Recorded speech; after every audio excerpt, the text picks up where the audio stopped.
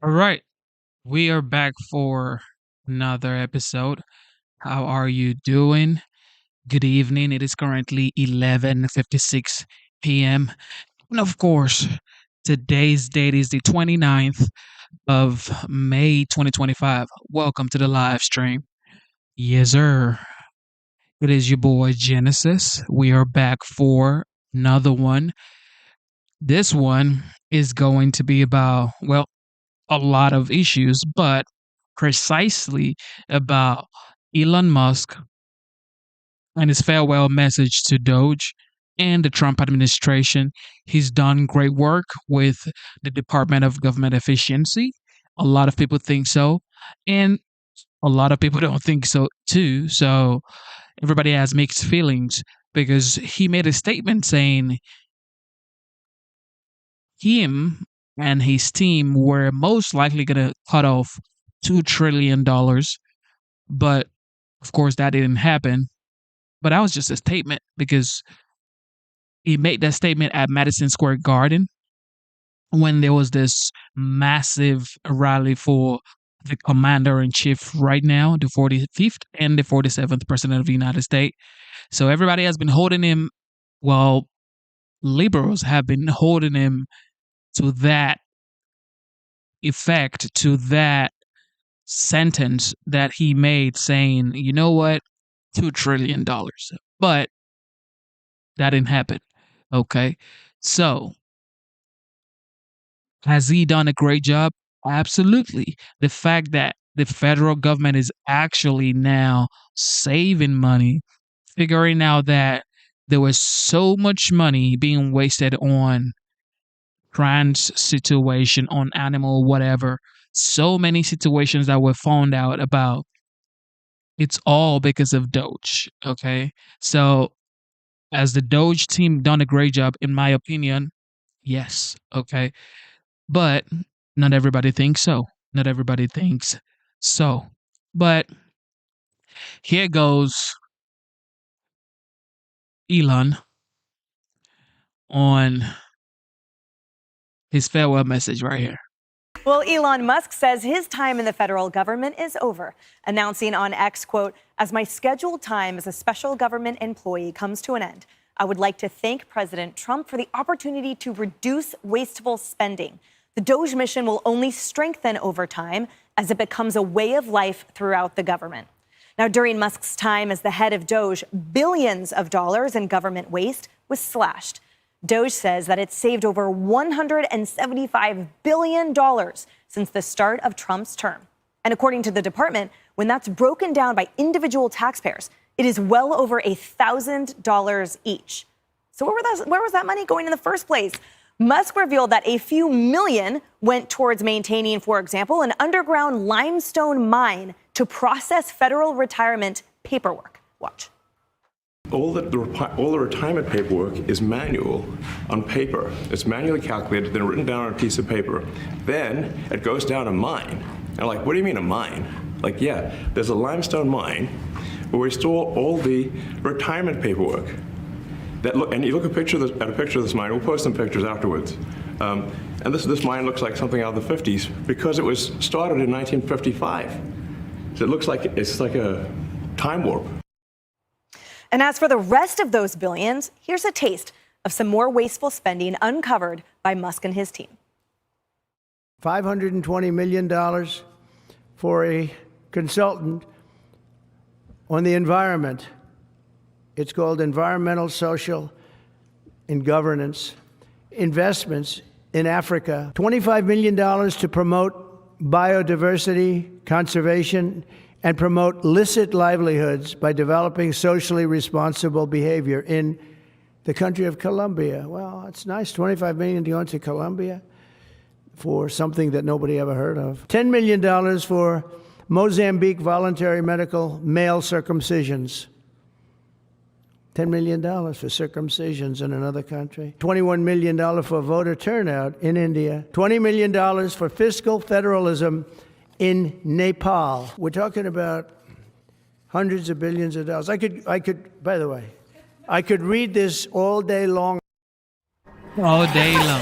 Joe Concha, indeed, he could read it all day long. We have in our hands pages and pages, too.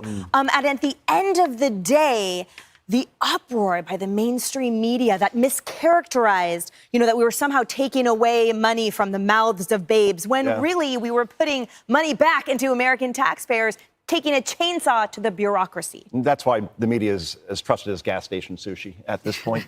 Because these were some of the biggest stories day after day in terms of what Elon Musk and Doge was finding in our federal government. And most Americans, they agree with the mission of Doge as far as who could be possibly for waste, fraud, corruption. And if we lived in a sane and sober world, Elon Musk would be heralded as an unselfish hero who left very successful businesses to go into government to do a thankless job of cutting all of this spending. And instead, the media attacked him, smeared him, and then as a result, crazy people out there firebombed Tesla dealerships, shot at Tesla dealerships in some situations. So I think ultimately history will be kind to Elon Musk in terms of what he has done in this short period of time. The question is, does Congress and does the president, are they going to now actually give this money back to the American people through a Doge check or from actually cutting all these programs that Elon Musk has uncovered? And Kaylee, I think, to Joe's point, there is obviously a massive amount of line items that are shocking, and also the butterfly effect. And what I mean by that is, for example, when Elon Musk shared with the public that because of a lack of requirement to have a line item for Treasury payments, $4.7 trillion in payments were untraceable. Wow. That they just went out there so a small requirement had a massive impact that now, thanks to that requirement, will hopefully shut off the spigot moving forward. Yeah, as Elon Musk said, the Doge legacy will live on. And to Joe's point, I think you're spot on. I've written in my notes, Elon Musk had the ultimate thankless job. You're looking at the richest man in the world who signed up despite everything he has going on, SpaceX sending rockets into space, Neuralink implanting things in the minds of people with paralysis to help them in their lives. That's before you get to Tesla. He signed up for this job. And when you're the richest man in the world and you sign up to be on one side of the political aisle, you're going to get targeted. Not only that, he signed up for the worst job in the world. No one in Washington cut spending, not Republicans, not Democrats. Right. Maybe they will with this big, beautiful bill. We'll see. But no one cut spending. He signed up to do the worst job despite the resume he had. And I thank him for that. But finally, I would just say to your point about Congress, House Speaker Mike Johnson said they do want to codify a lot of this.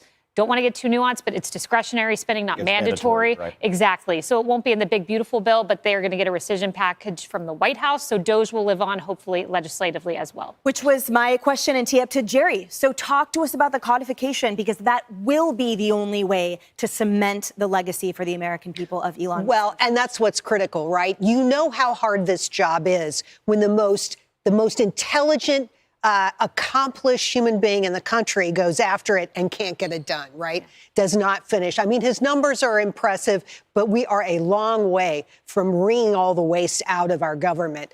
And I think the major contribution of Elon, and what I thank him for, is that he's shown a light on spending we had no idea was occurring. He showed us the degree to which legislators, regular folks on Capitol Hill have absolutely no respect for taxpayer dollars.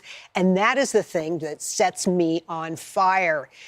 That's my money. You've got to use it responsibly. And hopefully now, taking baby steps forward, we're going to be able to get closer to more consistent views on how to spend the American taxpayer dollar. It's critical we do it right. And up until Doge was created, we had to open the books. We had Adam Andrzejewski's legacy, but the amplification of Elon Musk, and obviously with the position, the creation of Doge, helped really just shine that huge light. And I know, Rosanna, that today in the Washington Post, they had a line that I thought was funny, where basically they were like, we wonder if Elon Musk has sort of grasped, or perhaps is true, that rocket science may be less difficult than politics. Challenging the status quo is never easy. Making disruptions is never easy. Don't forget, what did he make in 130 days going through all the facts and figures? He made zero. In fact, he's probably leaving this at a deficit. Right. His Tesla stock in the, not doing well, Jerry? Not doing well. Not doing well. No. Maybe now that he moves on, he can figure out his company. But Let's face it, all he wanted to do was cut the fat and do it quickly, shine a light on some of these items that our money was going toward. I mean, as someone who's lived in New York when the World Trade Center towers were attacked, to find out a former Taliban member got $132,000 from us? Wow. Are you kidding? That contract was canceled as of March 31st. So these are some of the things Elon Musk did, and we thank him for, just helping us with our hard-earned dollars and not wasting them. Yeah, we were definitely.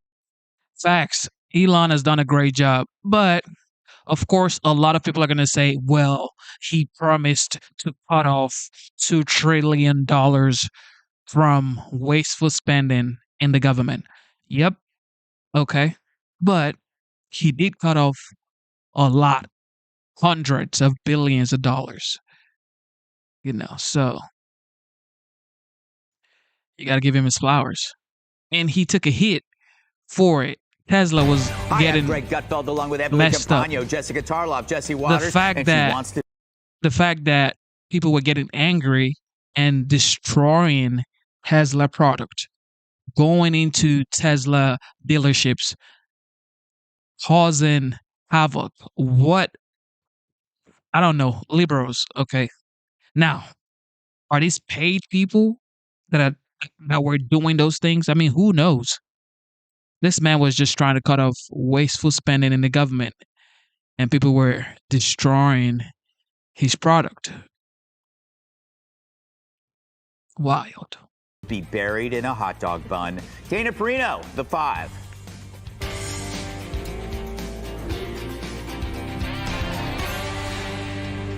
This is the chainsaw for bureaucracy. What do you think of my hat? Now, the fact is, Elon is like a showman, okay? He knows how to get the people's attention. It's like Trump. Trump knows how to get people's attention.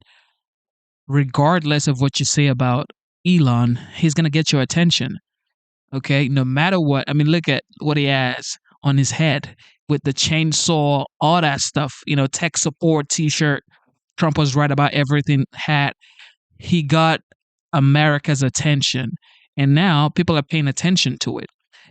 As a matter of fact, now a lot of young people in the United States are much more involved in politics because of this man. They spent a lot of money and they've spent time on impacting the people about how we all need to get involved in politics. Okay, it's not just sports, entertainment. We have to get involved. We have to know what's going on. I commend him for that. I wear a lot of hats. I thought my son might enjoy this, but he's sticking his fingers in my ears. Humble tech support here. Who's big balls? It's big. That should be obvious. The Doge Daddy is gone and done. Elon Musk announcing his departure from D.C. and thanking President Trump with an announcement on X where he said, quote, "The Doge mission will only strengthen over time as it becomes a way of life throughout the government." Musk saving over $175 billion since the start of Trump's term and is getting honest about seeing that mission continue. I was disappointed to see the massive spending bill, frankly, which increases the budget deficit, not just decrease it, and undermines the work that the Doge team is doing. Musk learning a few lessons from his time in the swamp. He told the Washington Post, quote, "The federal bureaucracy situation is much worse than I realized." The billionaire also lamenting how Doge became D.C.'s whipping boy after the left turned on him and started torching Teslas. But now the Dems are left without their favorite scapegoat. When Trump came in and Doge and Elon Musk began firing key safety officials for the FAA, began laying off key personnel, one of the biggest issues right now is a personnel issue in addition to the technology issues. Trump and Musk are just eroding the American dream. They're rigging the system for billionaires while stealing from the elderly, from the disabled, to cut taxes for their billionaire club. They are dead now at the hands of Elon Musk and his co-conspirators. So, Jessica, we know that if the debt is not addressed within the next few years, we will probably face an economic collapse. Some will call it an economic heart attack. We'll have a weak dollar, hyperinflation, rising interest rates. And yet it was sobering to watch the Democrats root against Musk and Doge when they know that if he fails, there will be economic collapse. So I ask you, what is a Democrat solution for this coming crisis? If you weren't fine with Doge or Elon Musk, what is your solution, young lady, if I may call you that? I mean, I'm 41, but I like to think of myself as young. Our solution is a Democratic redux from the 90s, where you have a Doge master, and it could be Elon Musk, that gets together and works with the administration and also works with Congress and does all of this the legal way. Why was this one wrong? Well, because he took the proverbial chainsaw, then a lot of times the courts had to overrule him. And frankly, the GOP wasn't interested in codifying any of his cuts. That's the problem. I mean, they're wrong for that. But I'm asking you, what was wrong with what he did? Well, because he wasn't paying attention to what he was cutting, which is why they had to reinstate all these people, from the folks who work for the weather services to the nuclear scientists. Just kind of woke up and started slashing things or sent baby big balls out there, and they didn't know what they were doing. And it's going to turn out that only $9 billion of the $175 billion that he originally touted, which was supposed to be $2 trillion, are actually going to be in this reconciliation package. And what the Democrats are arguing, and what I think you couldn't deny, is that it's reckless at this moment to ram through trillions of dollars in tax cuts for the wealthy when you haven't cut any of the spending, which is why Ron Johnson right now is a no, Rand Paul is a no, and they don't have the numbers for this. And I'm not saying that the Democrats are going to get Elon Musk back. Right, but he's so clearly disappointed, talking about the reconciliation bill and the work that he's done. And also Tesla's out there now tweeting, saying you can't do these cuts that get rid of the energy tax incentives, because the grid is going to be smashed as a result of it, and we're going to lose our energy independence. So I'm campaigning for you, Elon. We only talked for a little while when you were on the show, but we'll take you back, and we could Doge the right way together. You ain't getting Elon back. The process was wrong, but they were Liberals are not getting Elon back. That's what for sure. Say you, Jesse? You know, Jessica's laughing that he's gone, but it's like laughing at a funeral. The Democrats' funeral. Man. Your party's dead, Jessica. What? And you basically pushed the world's wealthiest man into our arms. You took... And now he's running from you. He went on one date. Wait, and he's done. This is the day that he was supposed to leave. Yeah, he's supposed to leave tomorrow, 180 days. How do I know that and you don't, It's Jessica? 130. Listen, you now made Elon Musk the Republican Party's biggest donor. Thank you. Sure. Thank you very much. You think he's just going to stop giving? He said I'm stopping Okay, giving. I've heard that before. They're going to give. You think he's not giving to Vance? After what you did to him, you think he's just going to bury the hatchet? After you called him a Nazi? After you bombed his cars, you think the next election he's going to be like, all right, you know what? Let the Democrats get back in there. Because what do you think the Democrats are going to do when they get back in? They're going to go all... Oh, man. I mean, look at that. Chat. Everybody in the chat comment section right now. Look at what, I don't know if these are liberals that actually did these or just angry people. I don't know. But what is this? Because he's working with President Trump? Is that why people feel like, oh, you know what? I don't like this guy. I'm going to go burn down his cars. These are people's cars, not Elon Musk's car. He owns the company, but these are not his cars. People actually bought these cars. These are cars that dealerships are selling. Okay, now these are going to be a loss for the dealership or the people, Americans who have Teslas. Hopefully insurance kicks in, because godly. In and try to put the man in prison. They're going to try to bankrupt his companies and investigate the hell out of him. You think he's not going to give anymore? You are I'm not going to say the word idiot, but you've made a huge mistake and you don't realize how dumb it is. Also, you're saying how much you need men. Young men idolize Elon Musk. They want to be him. They want to be based. They want to ride around in his trucks, and they want to hang with big balls. And now every time you attack Elon Musk, you're attacking all of the young men that you need for your party to survive. You're attacking a living legend. We're talking Rockefeller, Ford, Jobs. Who's against him?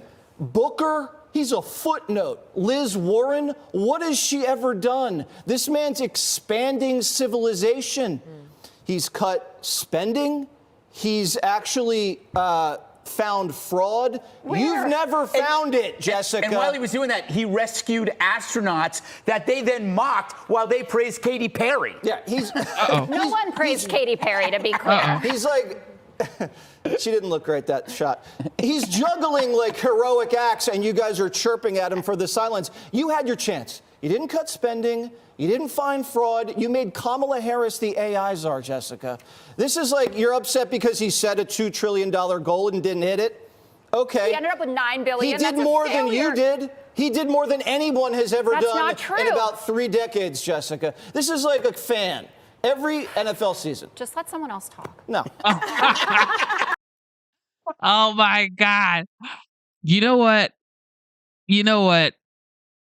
I got to give it to Jessica, man. I got to give it to Jessica. Regardless, she's a Democrat, but she stays there and she says her opinion. Nobody's heckling her down, saying you can't talk, shush your mouth. This is how we should be in the United States, okay? Free speech. And thank you guys for tuning into the live show. It is currently 12:17 a.m. right now. Today's date is the 30th of May, 2025. The year is flying, ladies and gentlemen. If you're just tuning in, God bless you. Double tap your screen, subscribe to the channel. Somebody's asking, is this live? Heck yeah, it is live. Every NFL season, every single team tries to win the Super Bowl. That's the goal. They don't all win the Super Bowl. But you're like on the side, like, you tried to win the Super Bowl and you didn't win. You're not even playing. You're not even on the field. You're on the sidelines eating chicken. Chicken, you say? Chicken. So, Emily, now that Jesse has paused, what do you think about the fact that he left when he said he would, which you never see with politicians? He doesn't linger like one of Swalwell's farts in an elevator. He said, I did my job. I made this a way of life. See you later. Well, also, he was compliant with the statute, right? So we knew he had to leave at that time, which is why when the mainstream media crows, he's being chased out of D.C., that's not at all what's happening. He came in for a certain amount of time, fulfilled his duties, and then left. He did cut spending. I mean, he found $4.7 trillion by the Treasury that because didn't have to do a line item, literally overnight that spigot was turned off because all of a sudden there had to be accountability. And I think about, the reality that it's so simple to slash all of this spending and all of this waste, fraud, and abuse. But the complexity was in the execution, was in the selling. Because at every step of the way, all of these Democrats and all of these liberals, they just inherited a system, and that was why they accepted it. Like, it matters about the title, not the actual productivity, right? You take the Social Security Administration. That's where I worked as a federal attorney in part. In 1 year, there were overpayments of $23 billion. But the Dems at the time were like, well, that's just 1% of the whole budget, so who cares? Yeah. And it's that kind of thinking that is so destructive instead of saying, we do care because it's death by 1,000 cuts, because economic catastrophe is the next logical step if you keep throwing away other people's money. So at the end of the day, when people who complain about the DMV think that that's not this on the larger scale, we have pundits right now saying, he fired everyone that inspects our food, and that does. No, he didn't. That's, again, them inheriting the system, so automatically ascribing value, when the reality was all of that bloat, all of it needed to be exploded. And the only person that could do it was him through the algorithms. That's what Speaker Johnson said today. He said the bureaucracy was hiding it. That's why you can't do it the legal, boring way. Yeah. You didn't say boring. I did say legal, though, which we should aspire to. Yes. Dana, I do find it, I think the thing that bugs me the most about it is he was doing something that was widely popular among the American public and still is. And yet the Democrats and the media attacked him for it. It's like you talk about public service. He's not a politician. He didn't have to do this. Right. I actually think that the long-term legacy of Elon Musk in this period of his life, and maybe forever, will be complicated. Because one thing that is wonderful is to go back to actually being willing to have this conversation about overspending right? Like we're having the conversation, we're just not getting to the solutions, but we're getting to the root of it, which is that because Republicans and Democrats will not deal with the long-term problems of the entitlement programs and just making them work better, right? I'm not talking about cutting anyone's benefits, but making them work better for the people who deserve it. Until we're willing to deal with that, like Stephen Miller the other day when he posted that there's discretionary spending and there's non-discretionary spending, and you can't do anything about this. Well, if you wall off that part of the budget, then you're never going to get to this. But I do think they can keep DOGE going in a way. Well, they're going to with Russ Vought over at the Office of Management and Budget. One of the things we haven't talked about a lot is that I know that the money fell short of the waste, fraud, and abuse that they said they could find. But improving the technology at a lot of these places would be amazing. Like, do you remember the computers that were like had a green screen? Like that's the kind of stuff that some of the agencies were still using. That is extremely useful, and I think an exciting thing. But I also feel like for Musk, I like what John Ekdahl said on X. He said that Musk really went through this Republican Party experience. You have this euphoric victory, you have grand sweeping plans, you complete governing incompetence, and then you have political disillusionment. You're like, oh yeah, that wasn't so great. And he's right. It can be big, it can be beautiful. He doesn't know if it can be both at the same time. It will get done, but until we as a country actually deal with the non-discretionary issue, we will not be able to. Yeah, Elon said he's not happy with the big, beautiful bill. Now, of course, everybody has their own opinion about the big, beautiful bill, but Elon is saying that that is only going to add extreme spending to the budget.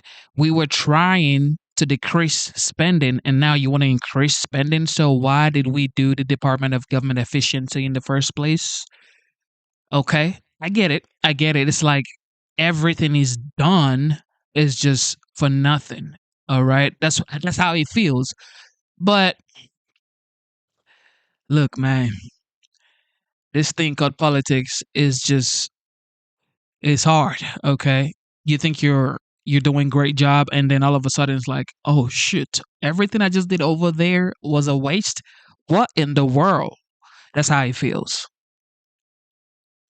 All right. Democrats are going full MAGA. Here we go. Blue MAGA. No, seriously. Democrats are asking themselves, quote, could blue MAGA revitalize the party? We hear they're making blue hats that say make California great again and swapping out the Village People for Stevie Wonder. I guess if you just can't beat them, you join them. Democrats are admitting Trump was right about everything. Nobody comes out looking better than Donald Trump and the MAGA right.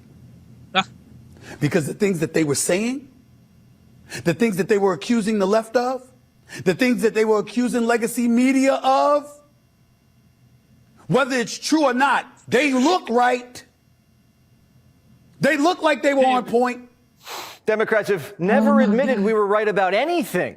And now they're admitting we were right about everything. I don't even know how to take that. It's never happened before. They're all saying, you got us, we lied. Democrats just spent 4 years arguing that the border was fine, inflation was not a problem, and Joe Biden was up to the job.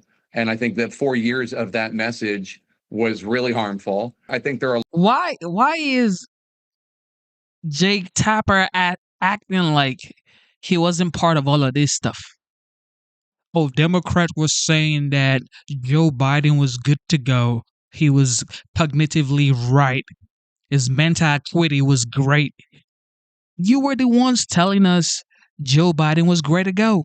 Jake, come on, Jake. Oh, Jakey. A lot of reasons why there are crises in confidence in the news media, in Democratic Party, in institutions. And I think all of it needs to be hashed out, acknowledged, and discussed. Was that Tapper or Hannity? This isn't fun anymore. What's the point of having two parties if one side just keeps saying the other side's right? Did Democrats just surrender? Tapper's even saying we were right about lawfare. I think it is problematic when people run for prosecutor and promise to go after a specific politician. And both Letitia James, the Attorney General of New York, and Alvin Bragg, the District Attorney of New York, both of them did that. And that to me, is problematic because you're not saying this is the offense and we need to bring justice to this perpetrator. You're saying, I'm going to go after him. And I think that there was a degree to which that was tolerated by the media writ large. I'm glad he's saying it, but why didn't he say it on his show? The guy was on the air for what, 2 hours a day? CNN called it the trial of the century. Now Tapper's saying, yeah, it was all cooked up by Tish and Fat Alvin. It's not like this was even covered up. There was tape of Tish and Bragg saying it. Even Morning Joe's admitting Republicans were right about everything.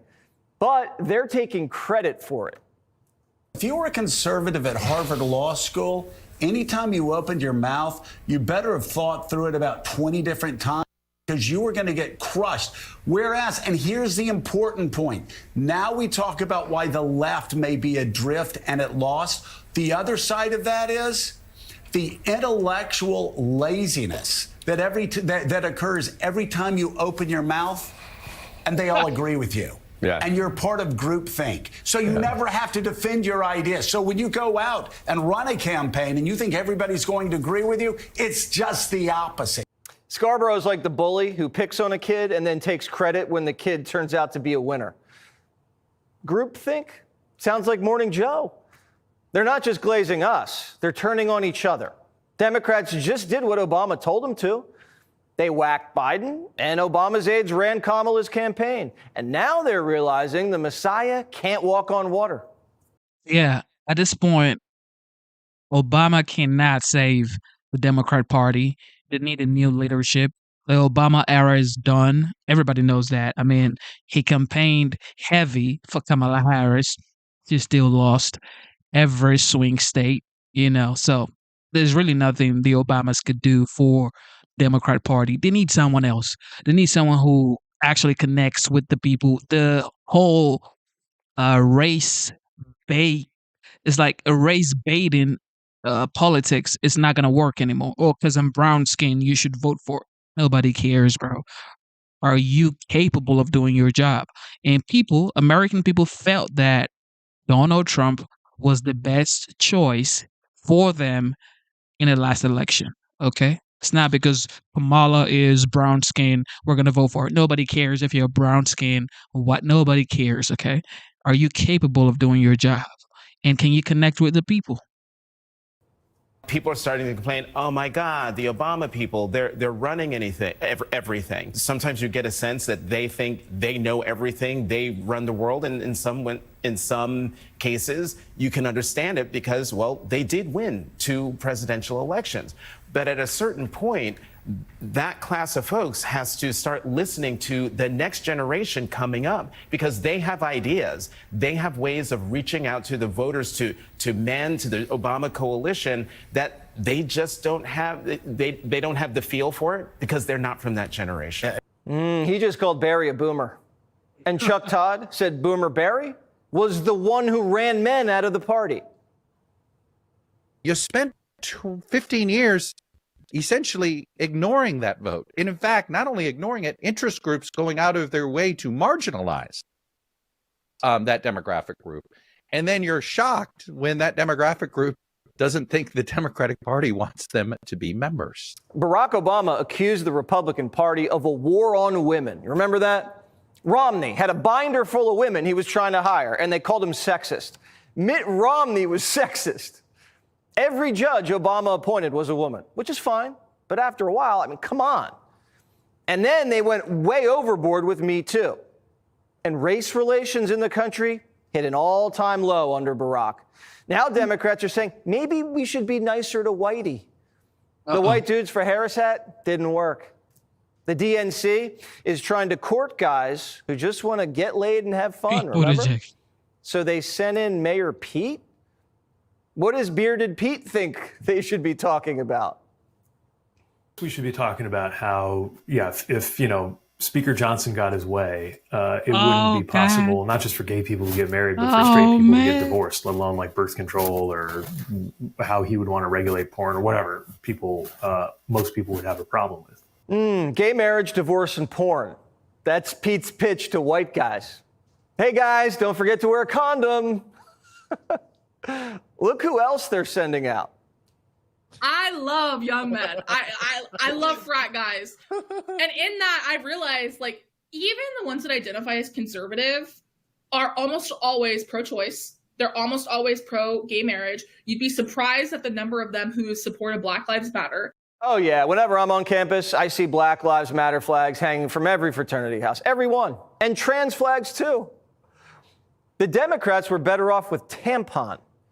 It's been 6 months. Half the party's like, yep, we're all liars and we deserve to lose. And the other half's taking a knee for George Floyd.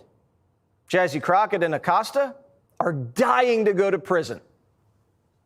And I'm worried about folks like yourself, Congresswoman, because I have to assume that, you know, of course they would like to arrest you and some of the others who are more outspoken in the House.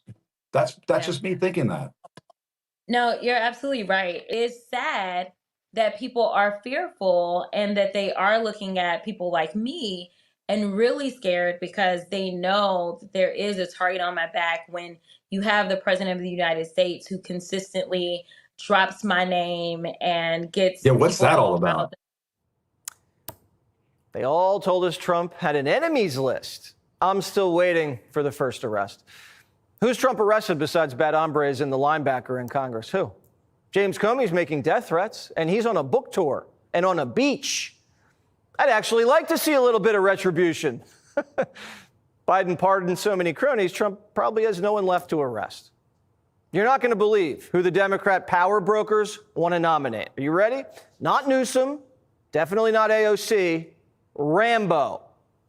If you go have lunch at the grill room or go have lunch at the Capitol Grill or go to anywhere where Obama Clinton types congregate, they're pining for Rahm. They think Rahm is the strongest candidate in many cases. A short Jewish millionaire from Chicago, and he's 65. That is an interesting choice. I'm sure the crowds will go wild. Behind the scenes, they're putting together a shadow cabinet, and some of them still won't even say sorry for the shadow government. The former First Lady should certainly speak up about what she saw in regards to her husband and when she saw it and what she knew. Because I think anybody looking, again, at the videos and photo evidence of Joe Biden with your own eyes and a little bit of common sense can see this was a clear cover-up. And Jill Biden was certainly complicit in that cover-up. The Biden clan lied to the country for 4 years, and they have no remorse. We never got somebody that said, we should never have done this. I can't believe we did it. In retrospect, it was a mistake. How arrogant we were. I mean, even, you know, there was a top White House aide who acknowledged to me that this short 10, 15-minute interview I did with Joe Biden in October 2022, he would not have been capable of doing in October 2023. That admission was stunning to me, but come on, Jake. It did not come with, come on, and Jake. we really made a mistake. We shouldn't have run Jake. him. What an error. I can't believe we did it. It didn't come with that. Everybody's trying to save face, okay? That's what it is. Everybody's trying to save face, especially these people in the media. They're trying to save face so they can get some credibility back. But Americans are just tired, okay? Now people are listening to podcasters, you know, YouTubers, Twitch streamers. That's how people are getting their information now because they're tired of this traditional news outlet where it's like, yo, you see the truth in front of you, but you refused. Now you're saying, you know what? We didn't know. No, Jake. Come on, Jake. Come on. Democrats confess they lied, but are saying they'd do it again. They say they prefer a president in a coma, controlled by a shadow cabinet over Trump or any Republican. Democrats claim they're having a come-to-Jesus moment, but really they're just trying to sanitize the crime scene and sell books. In terms of the left, it's a money grab. I mean, that's not the case. It's not. This is. I don't want to get into where my money comes from, but yeah. Scratch your hair. You need a scratch. Okay, it's itchy. You need a scratch, Jakey. Now, the fact is, 2026 midterms is here. All right.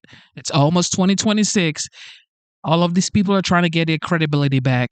And of course, 2028 election. They want to have some say so. So they're going to say, you remember, we were the ones that told you Joe Biden wasn't cognitively well. His mental acuity wasn't great. We told you, remember? And they're going to bring these clips back and show the American people. The people are going to say, yo, Jake told us. No, Jake, you didn't tell us. Okay. I'm, CNN is my main job, and that's where my main source of income by far. Very few people write books to make money. I mean, the idea that I would do this for money is it's silly and not true. Democrats just want to be on the winning side now because being right sells. Even with all the book buzz, Tapper's CNN show had its worst month in 10 years.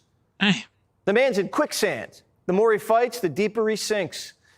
The country is changing. A majority of the Democrat voters now think populism's cool. They'd rather have populism than promises of abundance that Democrats never deliver on anyway.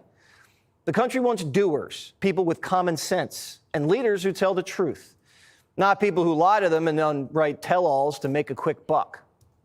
You know the easiest way to make money in this business? Tell the truth from the beginning. Exactly. From the beginning. Not when you lost. Now you want to come to the winning tonight, side. the Democratic Party, they are on life support. They have really no leader, one that can win anyway, no direction, no ideas of the future, and instead of trying to fix the self-inflicted damage they have caused, they are doubling down on dumb, dumber, and stupid and policies and antics that landed them right where they are in the first place. Just take a look at this insane equity grading proposal in San Francisco.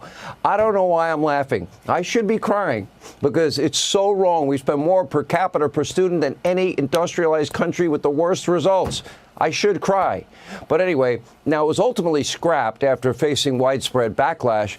But listen to what the proposal was that they initially put in place.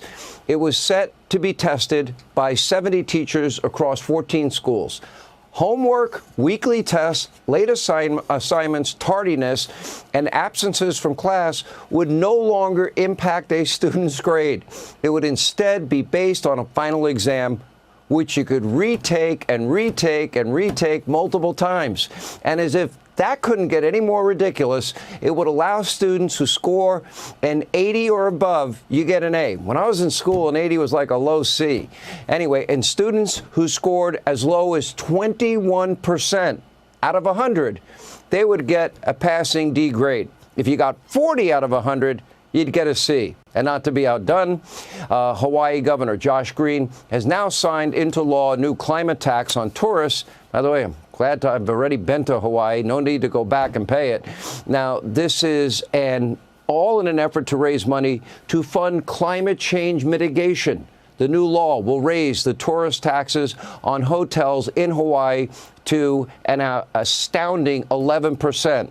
Likely destroying the state's tourism industry, all in the name of this phony climate change agenda, which is a new low even for Democrats. And here's what he said after signing this idiotic bill. Take a look. Hawaii is leading. Hawaii is doing what other states and other nations are going to have to do. Because as the climate crisis continues to roll through our planet, and you see it happening, we saw it in LA not long ago, and they're facing somewhere between $50 and $100 billion of damage. There will be no way to deal with these crises without some forward-thinking mechanism. I hope that the world is watching, because having something that is a balance between industry and environment is going to be the way to go forward to protect your people. Now, meanwhile, Radical Squad member AOC is now fundraising on abolishing ICE as President Trump continues to clean up the mess that Joe Biden, Kamala Harris, and Alejandro Mayorkas left at the border. In an email to supporters, she said, quote, "I believe that ICE, an agency that was only formed in 2003 during the Patriot Act era, is a rogue agency that should not exist." Oh, let's see. Allow the known terrorists, murderers, rapists, other violent criminals, cartel members, gang members, let them stay? Is that the answer? And of course, no Democratic playbook is complete without comparing Donald Trump to Hitler and Republicans to Nazis. It worked so well in their closing argument before the 24 election. This time, Chicago Mayor Brandon Johnson, who, by the way, side note, according to recent polling, has an approval rating of less than 7%, even in deep blue Chicago. Listen to what he had to say. Take a look. You have a great deal of hostility coming from the federal government. You know, the fact that the president of the United States of America is cutting off food supply and medicine to working people and families across this country, that is an act of war. And we're going to need leaders who are prepared and willing to stand up for working people, because this battle has reached our front doors all across America. Governor Pritzker, he described the steps and the actions of this president akin to how Nazi Germany became real. This is why the Democrat Party will lose in 2026 and 2028. When you keep saying BS like this, Nazi Germany, what are you talking about? Nazi Germany. Yeah, keep going. Highway to losing. As the world turns and as Democrats struggle to find their direction, their new leader, Jasmine Crockett, once again, back in the headlines after she and Jim Acosta pretending that Trump and Republicans want her arrested. For the record, you can't make it up. And no, Jasmine, we don't want you arrested. We want you to stay on shows like Jim Acosta's and just keep talking and don't stop and be the leader that you are. Take a look. I'm worried about folks like yourself, Congresswoman, because I have to assume that, you know, of course they would like to arrest you and some of the others who are more outspoken in the House. That's just me thinking that. No, you're absolutely right. It's interesting because my deputy chief, who's quite young, still has his grandmother, who he calls this particular one Nene. And so I was having to go to El Paso, and his grandmother did not know why we were going to El Paso, but she thought we were going to a detention facility. That I don't know about Jasmine going, because you know they want to lock her up and they probably gonna grab her and throw her in too. And so, you know, it is sad that people are fearful. The fact is that woman, Jasmine Crockett, now a lot of people will say she's ghetto, she's whatever, you want to call her a ratchet, whatever. The fact is she could actually have a bright future. And that's just my opinion, okay? She could have a bright future in a liberal state. She just has to focus on herself, focus on her policies that she's fighting for, rather than talking down on Republicans or Donald Trump or what the Republicans are going to do to Americans. Just focus on what you have planned for your people. If Democrat can just focus on Americans rather than Donald Trump, their problem is solved. But they could never do it. The Democrat Party right now solely exists to talk about Trump. I don't get it. Nobody's going to lock up Jasmine Crockett because she has crazy views. I want her and AOC and the squad and Grandpa Bernie just keep talking away. The Democratic Party, they're on life support. The damage to their brand is now done. It is baked in. It is too big to overcome. They have no direction. They have no leader. And frankly, they have no future. And instead of doing something that is really needed, like, soul searching, they're just doubling down on dumb, dumber, and stupid. Zero introspection, zero course correction. And the situation now has become so dire that their friends, even in the liberal state-run legacy media mob, aren't even sure what to say or do. Look at MSDNC's Liberal Joe trying to explain away the Democrats and their recent losses as intellectual laziness and groupthink. Joe, you'd be a part of that, by the way. Just saying. Take a look. Now we talk about why the left may be adrift and at loss. The other side of that is the intellectual laziness that occurs every time you open your mouth, and they all agree with you. Yeah. And you're part of groupthink. So you never have to defend your ideas. So when you go out and run a campaign and you think everybody's going to agree with you, it's just the opposite. You never had to be on your toes before intellectually, and now you do, and you lose elections because of it. Hey, Sean. Exactly, because Trump is here. Trump has changed the trajectory of how people vote in the United States. He's changed it. That man has changed politics in the United States.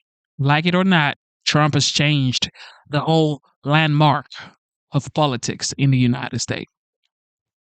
All right. The Trump administration, ladies and gentlemen, is revoking Chinese student visas. What do you guys think about that? The State Department will begin aggressively revoking some Chinese student visas, and for good measure. The United States grants about 300,000 student visas to Chinese nationals every year. All this heat while Trump teams square off with Harvard in court. The federal judge has temporarily blocked the Trump administration from revoking Harvard's ability to enroll foreign students. But 47's giving Harvard an out. All they have to do is behave. We want to know where those students come. Are they troublemakers? What countries do they come? And we're not going to, if somebody is coming from a certain country and they're 100% fine, Harvard's got to behave themselves. Harvard is treating our country with great disrespect. I'm looking out for the country and for Harvard. I want Harvard to do well. I want Harvard to be great again, probably. Harvard wants to fight. They want to show how smart they are. And they're getting their ass kicked. But they were misbehaving at their graduation earlier today. Watch. Members of the class of 2025 from down the street, across the country, and around the world. Around the world, just as it should be. So many of your international students worry about being wrongly detained and even deported. A cascade of draconian government measures has already led to so much uncertainty, so much pain and suffering in this country. All right, let's start with the revoking of the Chinese visas, Dana. How would you go about that? Do you just revoke all of them at the same time, or do you try to find who the troublemakers are? Again, this is one of those questions also, what problem are we trying to solve? Is it that they have too many, or is it that the Chinese have a law that says if you are, no matter where you are in the world, if you're a Chinese citizen, even if you go to Harvard, then you have to report back to us. And for years, many colleges, and it's not just Harvard, like all across the country, they utilize foreign students to pay full freight. And then they use that money to basically pad the administrative bloat. There's many more administrators than there are teachers. And then they basically, we know that some of the Confucius centers and things have been awkward, to say the least.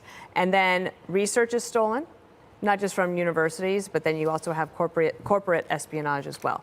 So there's lots of reasons to look into this. And I'm not exactly sure if you do this, like, is it everybody who's here at the moment? Are all of those revoked? We're going into summer vacation. Do they go home? Do they not? I mean, I get that. And I think there's an argument to be made that foreign students do contribute to the American economy, especially, remember the whole thing about especially, for example, Indian students. Should we just, as President Trump once said, should we just basically give them a visa to work here once they graduate from one of our universities? Because we'd rather have them working here than working against us somewhere else. So there's all of that to be said. But the longer term answer has to be even stricter requirements. I'm sure you have people you know, Jesse. It's not easy to get into some of these Ivy League schools, or not even Ivy League schools anymore. It's like you have to know a trustee if you these have, days. or you have to be a foreign student, right? That will pay full freight. Or you have to be a great squash player. Yeah, or a fencer. Fencing. Fencing is really good. Is the ticket. Yes. Greg, I'm sure this Chinese visa attack might have something to do with negotiating the trade deal. It could be, but I want to talk about Harvard first. Let's talk. I have mixed feelings about this topic. On one hand, I don't care. On the other hand, I love watching Democrats care. It's fun to see them get wound up over Harvard's plight. Talk about a party of the people. While you're at it, the Dems should come out on the behalf of like high-end pet care and infinity pools, maybe home theaters. It fits. This is the party that will fly private to a climate change event, or will put their kids in private academies while they campaign against school choice. I love that. Now, I don't get it. I get it. Everybody has their own, free speech and opinions. You should be able to voice what you're thinking. It's free speech, okay? But your parents paid for school fees, all right? They paid you to go to school, to get education, so you can become someone in life, all right? They didn't pay for your school fees to go out there holding signs, painting walls, gravities, and all that stuff. No. All right? No. So these right here, total, in my opinion, as a student, this isn't what you should be doing. You should be focused on your studies, okay? Did I Here just to talk change that? about all of that and the administration's economic agenda is Treasury Secretary Scott Bessent. Mr. Secretary, thanks for being here. Brett, good evening. Your thoughts on this on-again, off-again judicial tug of war over tariffs? Well, Brett, it seems highly inappropriate for the judiciary to wade in here when the... Okay, back to business. With China's campus snooping or IP snatching. Not even Ivy League schools anymore. It's like you have to know a trustee if you these have, days. or you have to be a foreign student, right? That will pay full free. Or you have to be a great squash player. Yeah, or a fencer. Fencing. Fencing is really good. Is the ticket. Yes. Greg, I'm sure this Chinese visa attack might have something to do with negotiating the trade deal. It could be, but I want to talk about Harvard first. Let's talk. I have mixed feelings about this topic. On one hand, I don't care. On the other hand, I love watching Democrats care. It's fun to see them get wound up over Harvard's plight. Talk about a party of the people. While you're at it, the Dems should come out on the behalf of like high-end pet care and infinity pools, maybe home theaters. It fits. This is the party that will fly private to a climate change event, or will put their kids in private academies while they campaign against school choice. I love that there are students that may be transferring out right now of Harvard and might go to Oxford. I think that this is a hill to die on, not homelessness, not the debt, not drug addiction, that some Dubai prince's son may be forced to live in a mansion in London instead of a 5,000 square foot loft in Tribeca.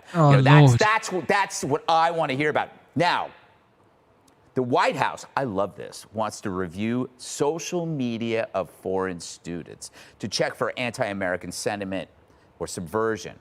This is good because we learned that this is the only chance you'll be able to really check it. Because once they get in, Democrats fight like hell to get them out. Once somebody is here preaching terror or death to Jews, we can't do anything about it. So this is the only time you can be a bouncer. And it makes sense. Like when a company like Fox is hiring, you look on their social media. If it says death to Fox, you don't hire. If they say death to Jesse Waters, you do. But it's like, Jessica, it's like hiring a nanny. You'd be happy that you caught the candidates, saying, I hate children on their X platform, or I hate Jessica Tarloff because she's too. Okay, God. Okay. God fell.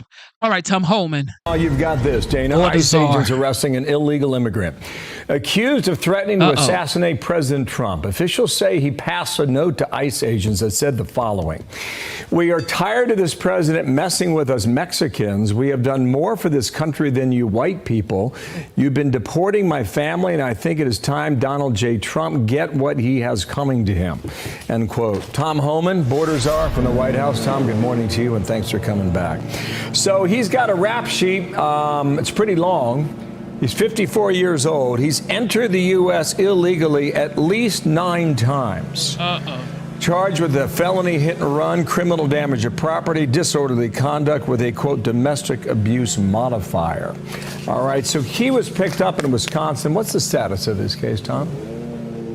Well, he's being detained. He'll be removed. I mean, he's exactly the priority that President Trump has life focusing on, public safety threats and significant criminal history. And, you know, foolish on him to make a threat against the president. It's just going to add another criminal charge. I mean, Secret Service is investigating that allegation. He'd probably end up with another charge on top of the others. And we'll detain him, and as soon as he gets out, he'll be deported. And, you know, ICE has made it clear public safety threats are the priority. And bad decision on his part to make a threat against the president. That's just going to add another felony charge. Once he's deported, does the United States try to keep tabs on somebody like this? Because he's come across 9 times in the past. I don't necessarily think that he would be able to make it across the border now that it's more secure. But if somebody has made a threat to the president, do you continue to track them even after they leave the country? ICE doesn't, but the Secret Service does, yes. And you're right, he's going to have a hard time coming back. You look at immigration crossings on the border, on the southern border, down 96%. Every single Border Patrol agent is on the line now defending that border, along with DOD on the border by the thousands. So he's going to have a hell of a time coming back. But if he does, that's a felony reentry charge. We'll quickly detain him and charge him with a felony reentry after deportation. He'll serve some more prison time. He's not going to win this. Yeah. Kristi Noem put out a statement. The threat comes out even a year after President Trump was shot in Butler, PA. And less than 2 weeks after the former FBI Director James Comey called for the president's assassination. All politicians and members of the media should take notice of these repeated attempts in President Trump's life and tone down the rhetoric. I'm sure that's on your radar. Also on your radar is the story of this cadet candidate for the Air Force, a young lady who was killed on a jet ski by apparently 2 illegals from Venezuela. And the illegals have been arrested. Both of these young ladies entered the country, I believe, within the last 2 years. As you fight that lawnmower there at the White House, Tom, what have you learned about their case and what comes of them? Well, they're being held, and the local authorities are seeking charges against them. But again, we got detainer placed on. We're going to hold them. We'll let the local law enforcement deal with on any criminal charge they have, and we'll simply follow that case. But they will not walk the streets. If local law enforcement, for some reason, does not want to prosecute and release them, we're there to get them, and we'll hold them in detention. We'll hold them without bond and remove them. And that's, you know, but the issue is that the deportation place removal keeps getting delayed by district court judges across the country who want to put a nationwide injunction on us for specifically removal proceedings. But I can guarantee you one thing, they won't be walking the streets. They'll be in ICE detention until we can remove them. Through Title VIII, which takes some time, hopefully through other expedited removal proceedings or administrative removal proceedings. But they will be detained and removed. They will no longer walk the streets of this country. Sir, let me ask the control room. Do we have the soundbite from her basketball coach? We do not have it. Okay. But her basketball coach, if I could just read it to you, Tom, just so that everybody knows like what kind of young woman this was. They said, you know, we talked throughout the course of the year at some point in her career, she was going to be a 4-star general because she loved it. She made those around her better. They took a bright star from our lives. And she's not the first. How much more do you think American safety could be either at risk or is it better protected given the last 5 months of really dedicated activity to secure the border and to try to deport illegal immigrants who are criminals in the country? Look, we got the most secure border in the history of this nation right now because of President Trump and his leadership. President Trump's a game changer. Like him or love him, no one's been more successful in securing the border than President Trump. Unprecedented success. But right now, we're seeking the millions of illegal aliens in this country illegally, many of them public safety threats that the Biden administration released in the country without proper vetting. Look, I've talked to hundreds and hundreds of angel moms and dads, which is, you had this discussion before. Why do I take this job so seriously? Why do I get emotional and lose my temper in front of Congress or on news stations?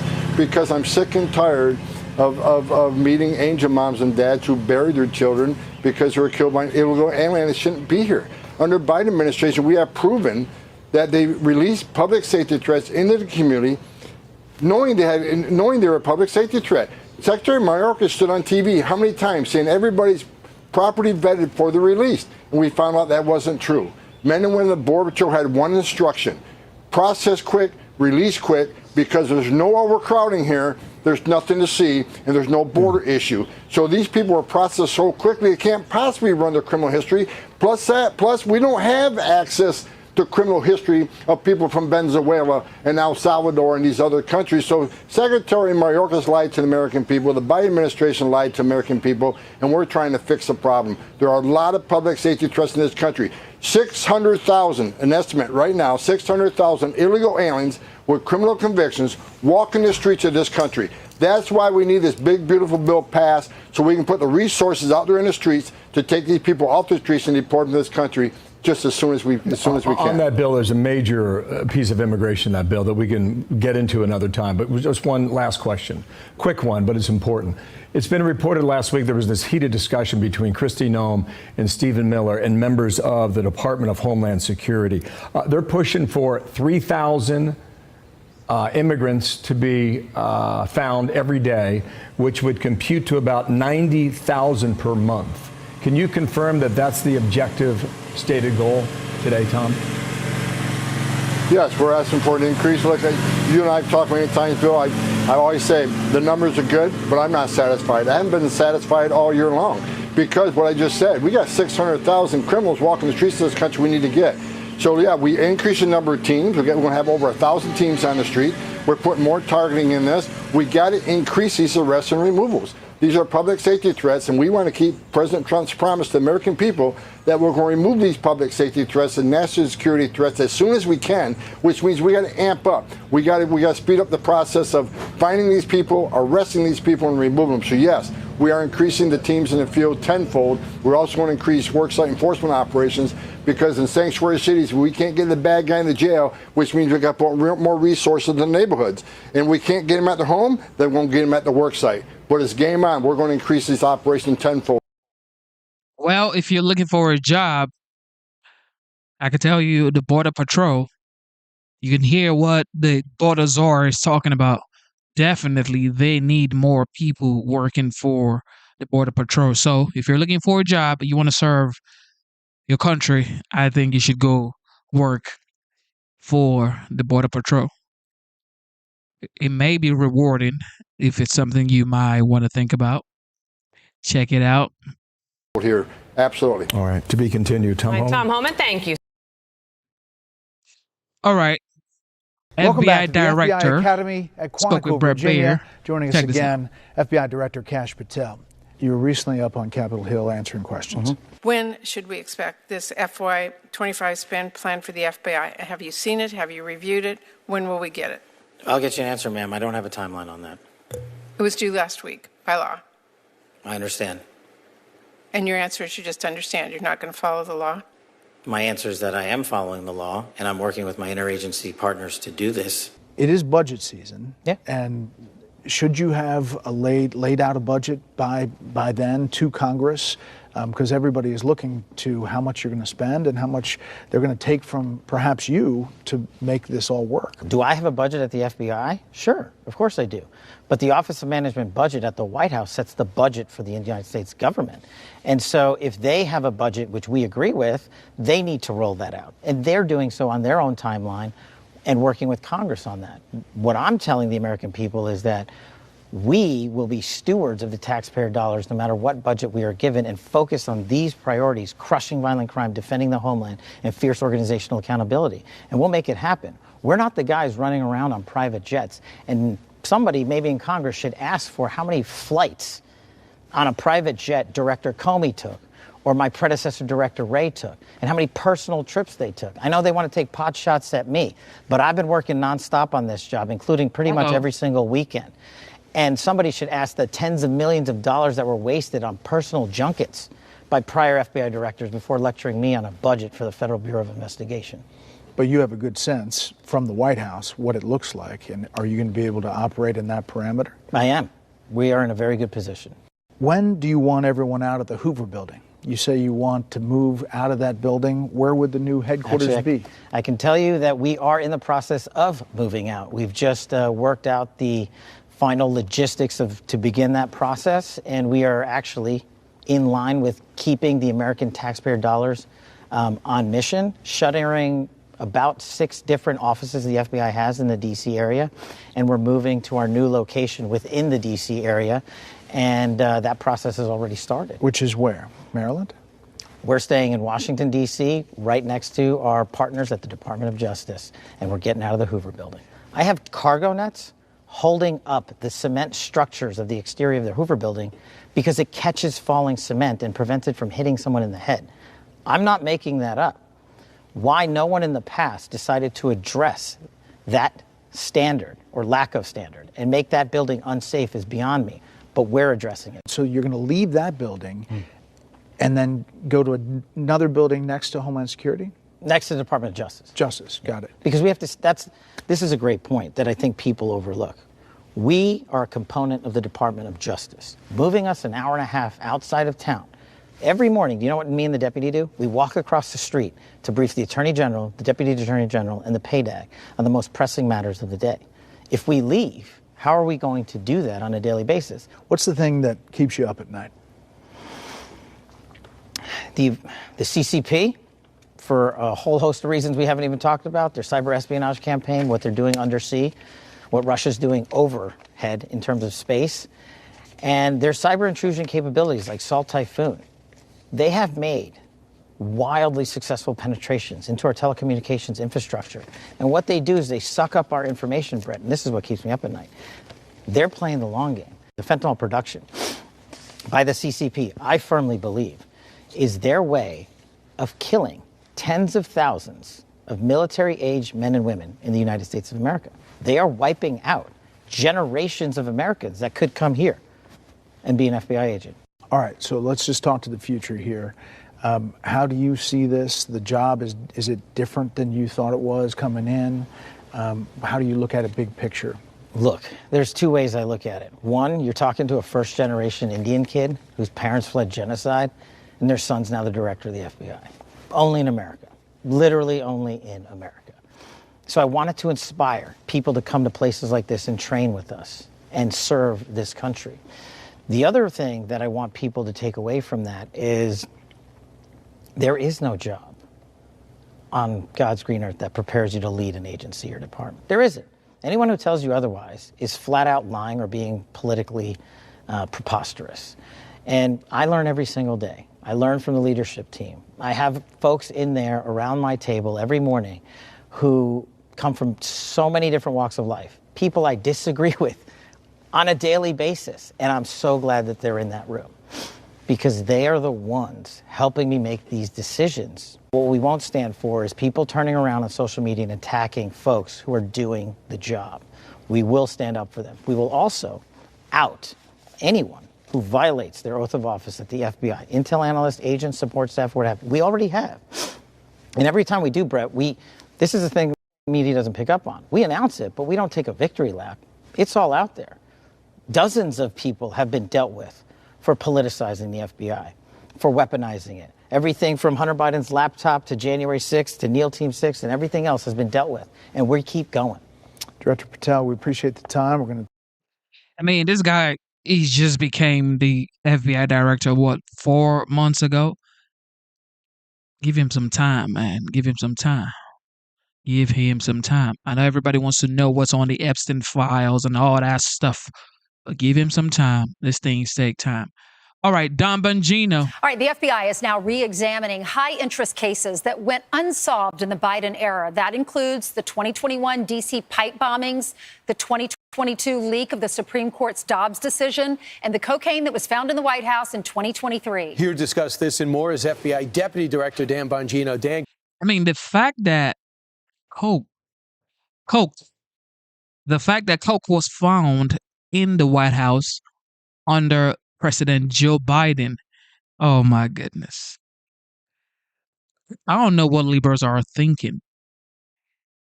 You know that your leader, for some reason, in his house had coke in it.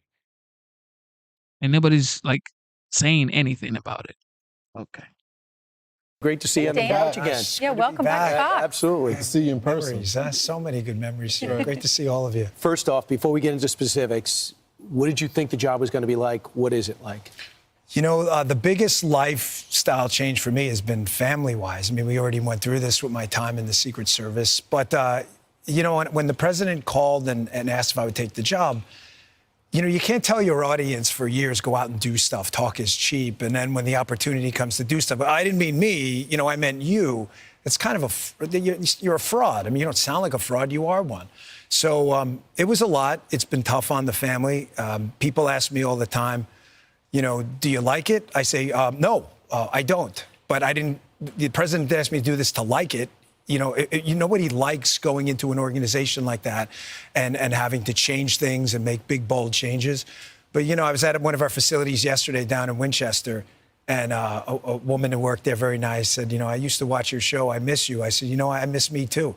You know, part of you dies a little bit when you see all this stuff from behind the scenes. You're doing this for country, so we appreciate that and we thank you. And we're excited to find out, to roll back the curtain and find out what's deep in the FBI. We have so many questions about those 3 cases we just mentioned. Y'all are doing a deep dive into this. What's the latest on those investigations? So the moment Cash and I swore in, we realized that the first thing we had to do is rebuild public trust. This is your FBI. It's not mine. I tell the employees every day, you don't own it, you don't own it, I don't own it. It's like being the center fielder for the Yankees. That'll live with you forever, but you don't own the Yankees. It's a proud franchise. The place has taken a reputational hit. There is zero question about it. There were a lot of bad actors. One of them still out there causing us all kinds of trouble. So we had to fix it and rebuild public trust. One of the ways to do it is these cases of significant public interest that matter. You know, we had 2 pipe bombs planted on January 6th. I mean, we were told by partisan actors out there this was the insurrection, the world was going to fall apart, and no one seemed to show any interest in this case. The second we got in, I put a team on it, and I said, I want answers on this. And I'm pretty confident that we're closing in on some suspects. The reason, by the way, I use social media with these cases, I'm trying to communicate on social media, is nothing's by accident, guys. I do nothing by accident. Every time I put a tweet out on it, we get tips. We got a fascinating tip on one of these cases, one of the 3. I don't want to say which one, but I'm pretty confident that we're going to close out one of them, hopefully shortly. And in the cocaine in the White House, you know, I saw someone on social media, which is fine. Everybody's entitled to an opinion. We work for you, but said, I don't care about the case. Yeah, I do.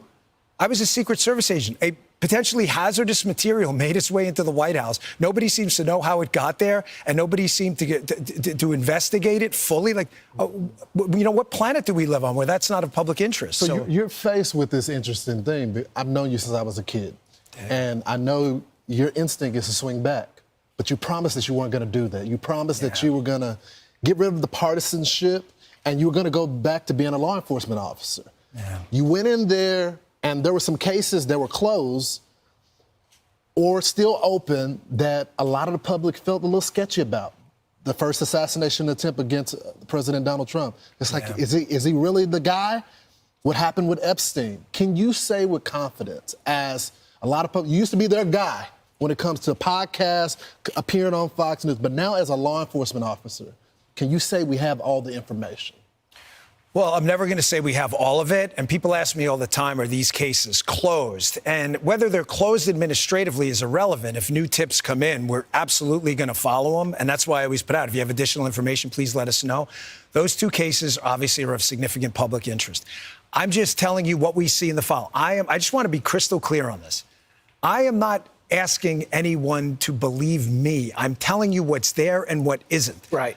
There is nothing in the file at this point on the Epstein case, and there's going to be a disclosure on this coming shortly.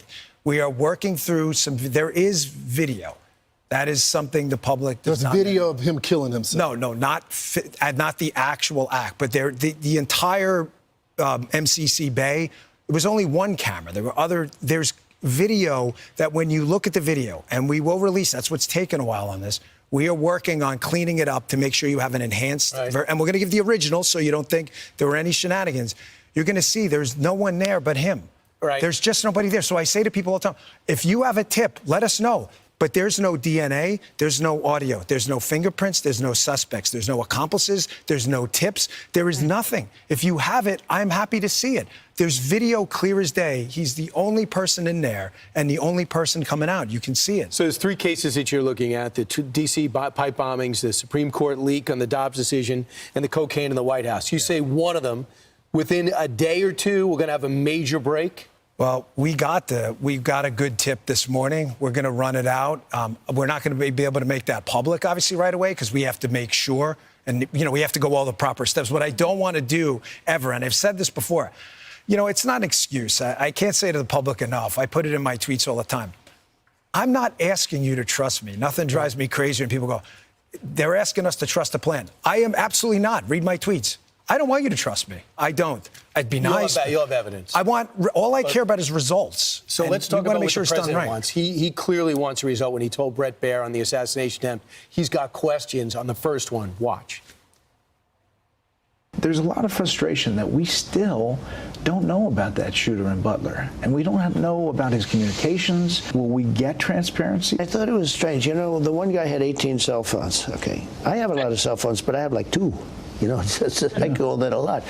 And I think I probably make more calls than him. They live outside of Butler in a little place.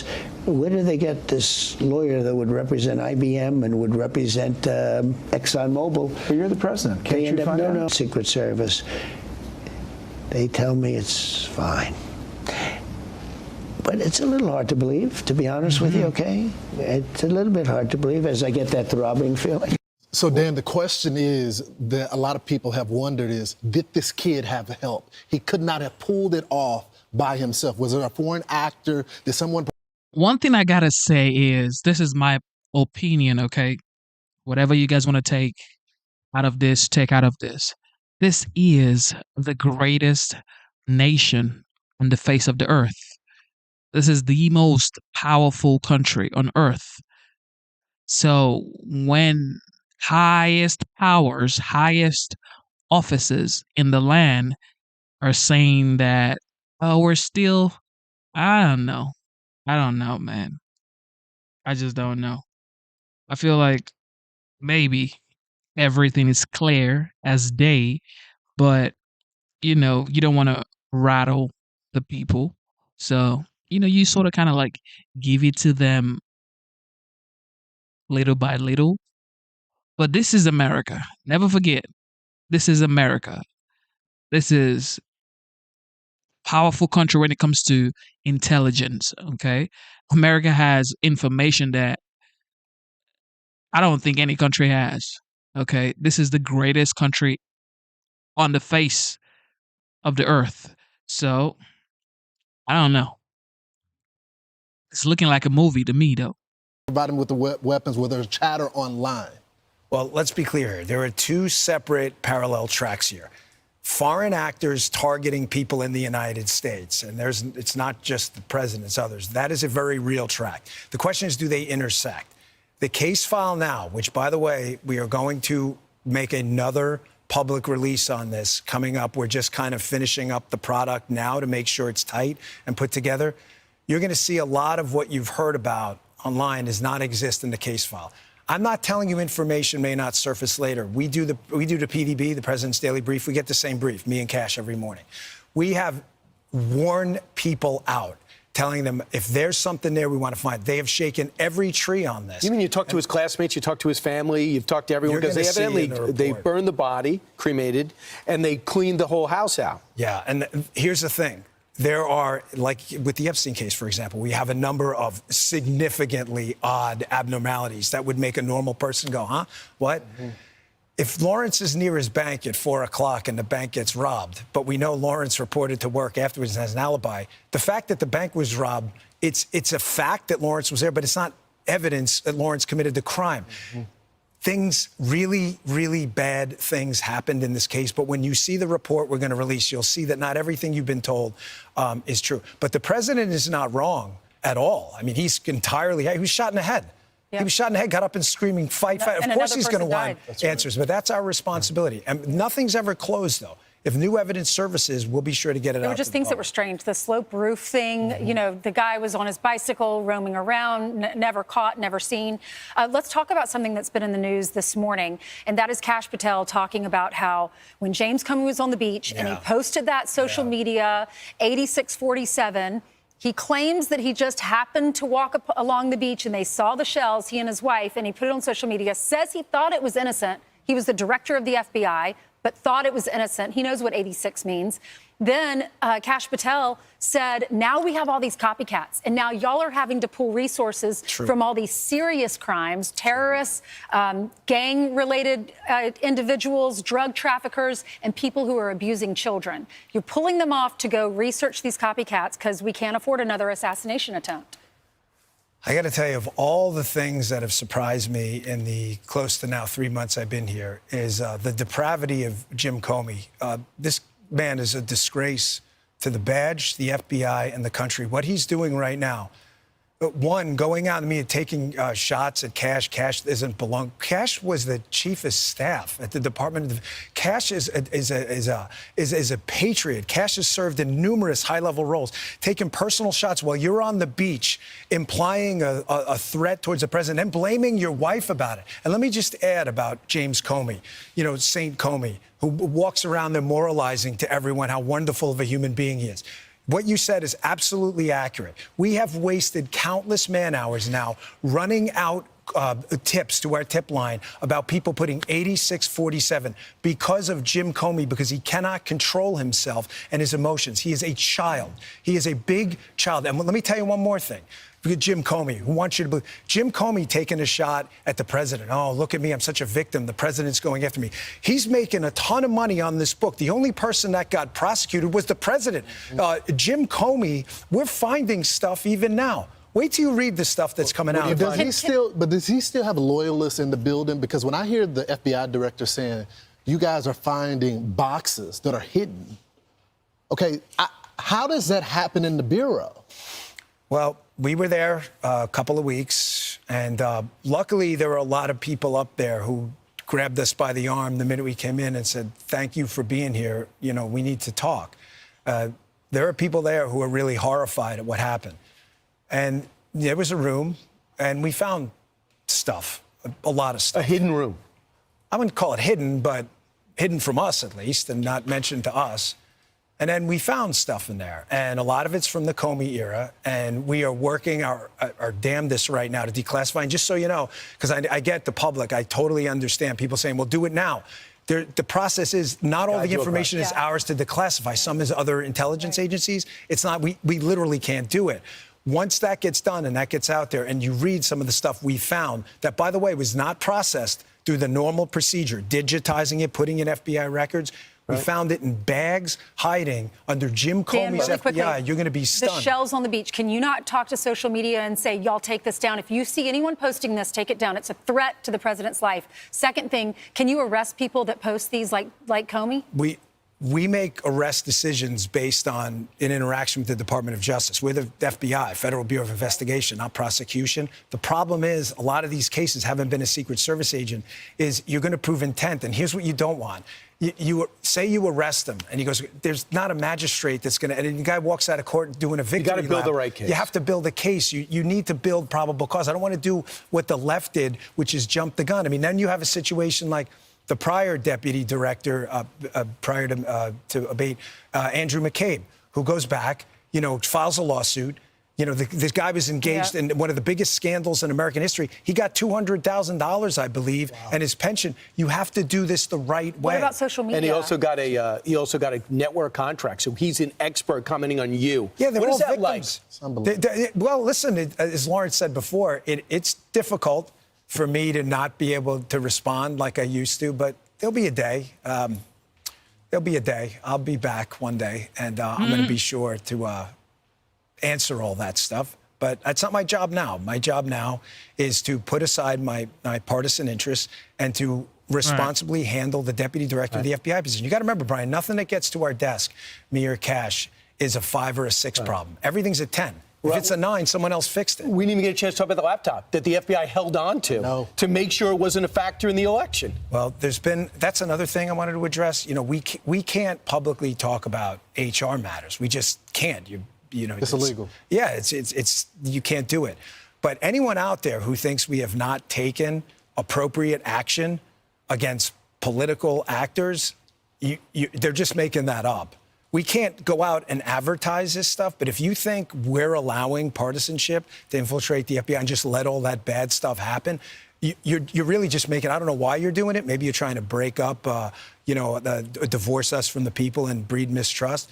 But that is not what's happening. I don't know what people think me and Cash are doing all day. I mean, I gave up everything for this. I mean, you know, my wife is struggling. I'm not a victim. I'm not Jim Comey. It's fine. I did this, and I'm proud I did it. But if you... Whoa. Dan Bongino. He just spoke about his wife. And it's true. I mean, when you are at a high level office like he is, deputy FBI director, it's not easy with kids and family. Godly. You think we're there for tea and crumpets? Well, I mean, Cash is there all day. We share it. Our offices are linked. He turns on the faucet. I hear it. He's there he gets in at like 6 o'clock in the morning. He doesn't leave till 7 at night. You know, I'm in there at 7:30 in the morning. He uses the gym. I work out in my apartment. But I stare at these 4 walls all day in D.C., you know, by myself, divorced from my wife. Not divorced, but I mean, separated, divorced. And it's hard. I mean, you know, we love each other, and it's hard to be apart. But you're doing Oh, God. Man. Yeah, I mean, look, the sacrifice is just hard, ladies and gentlemen. I'm laughing, but it's hard. It's hard, ladies and gentlemen. It's hard. You got to give these people their flowers. The fact that they said yes to these positions is not easy, man.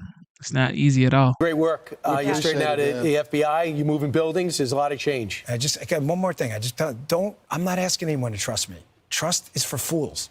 Just wait for the results. That's all I'm asking. Don't trust me. Trust is for fools. Too many actors in government have asked you to trust them and screwed you in the past. Yeah. We're not doing that. Yeah, speed. You don't need speed in this. You need to do it right. Smooth is fast. Thanks, Dan. Thanks, Dan. Whew. Oh, God. All right. Caroline Leavitt, the youngest press secretary of the United States ever. She's doing a great job. Absolutely. Here we go. Wow, a packed room today. Yes, ma'am. Last night, the Trump administration faced another example of judicial overreach. Using his full and proper legal authority, President Trump imposed universal tariffs and reciprocal tariffs on Liberation Day to address the extraordinary threat to our national security and economy posed by large and persistent annual U.S. goods trade deficits. The United States has run a trade deficit of goods every year since 1975. In 2024, our trade deficit in goods exceeded $1 trillion. Everybody agrees this is unacceptable.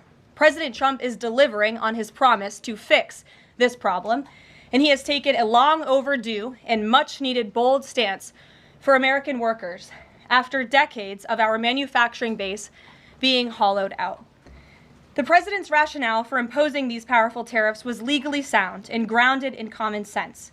President Trump correctly believes that America cannot function safely long-term if we are unable to scale advanced domestic manufacturing capacity, have our own secure critical supply chains, and our defense industrial base is dependent on foreign adversaries. 3 judges of the U.S. Court of International Trade disagreed and brazenly abused their judicial power to usurp the authority of President Trump to stop him from carrying out the mandate that the American people gave him. These judges failed to acknowledge that the President of the United States has core foreign affairs powers and authority given to him by Congress to protect the United States economy and national security. Congress had created the National Emergency Act to provide the congressional framework to strike down improper IEEPA use. And any questions over whether President Trump improperly imposed these IEEPA tariffs were already adjudicated in Congress following Liberation Day. Congress firmly rejected an effort led by Senator Rand Paul and Democrats to terminate the president's reciprocal tariffs. The courts should have no role here. There is a troubling and dangerous trend of unelected judges inserting themselves into the presidential decision-making process. America cannot function if President Trump, or any other president for that matter, has their sensitive diplomatic or trade negotiations railroaded by activist judges. President Trump is in the process of rebalancing America's trading agreements with the entire world, bringing tens of billions of dollars in tariff revenues to our country, and finally ending the United States of America from being ripped off. These judges are threatening to undermine the credibility of the United States on the world stage. The administration has already filed an emergency motion for a stay pending appeal and an immediate administrative stay to strike down this egregious decision. But ultimately, the Supreme Court must put an end to this for the sake of our Constitution and our country. With Congress returning next week, it's critical that Senate Republicans maintain the momentum and quickly pass the One Big Beautiful Bill. The One Big Beautiful Bill will truly make America safe and prosperous. The One Big Beautiful Bill includes the largest border security investment ever. That's why the law enforcement groups are lining up to encourage its swift passage. The National Fraternal Order of Police, the largest police union in the country, just endorsed key provisions of the bill. The FOP president announced their strong support, saying the One Big Beautiful Bill Act is more than legislation. It is a promise kept to the public safety officers across the country and a bold step toward an economy that respects, rewards, and uplifts the people who keep it safe. And the National Border Patrol Council, which represents nearly 20,000 Border Patrol agents, hailed the legislation as well. The group's president said this legislation provides a once-in-a-generation investment in the border security of our great country and will make America safer. The One Big Beautiful Bill will guarantee we can permanently have the safest, strongest, and most secure immigration system in American history. I also want to take the opportunity to debunk some false claims that have been circulating in the press about this bill. The blatantly wrong claim that the One Big Beautiful Bill increases the deficit is based on the Congressional Budget Office and other scorekeepers who use shoddy assumptions and have historically been terrible at forecasting across Democrat and Republican administrations alike.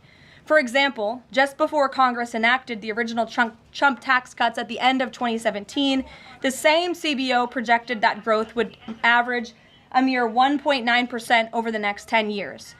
However, by 2019, actual growth had surged to 3.4% once the Trump tax cuts went into effect, exceeding the CBO forecast by nearly 2 full percentage points.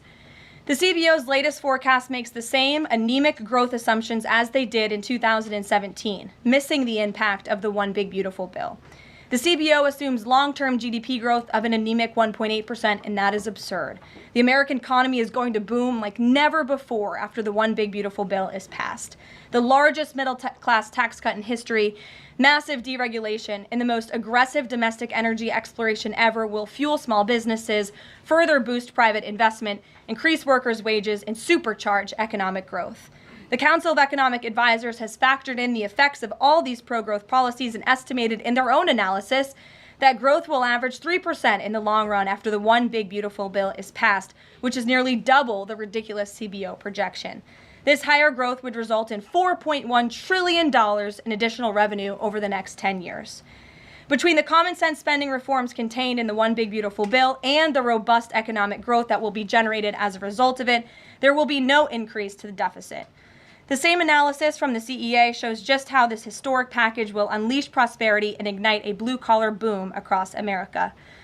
But if the radical Democrats get their way and the One Big Beautiful Bill does not pass, Americans will face a whopping $4 trillion tax hike. This is unacceptable to President Trump. President Trump will not allow Democrats to massively raise Americans' taxes. Senate Republicans must get this bill passed. Failure is not an option. The American people are counting on Republicans to deliver.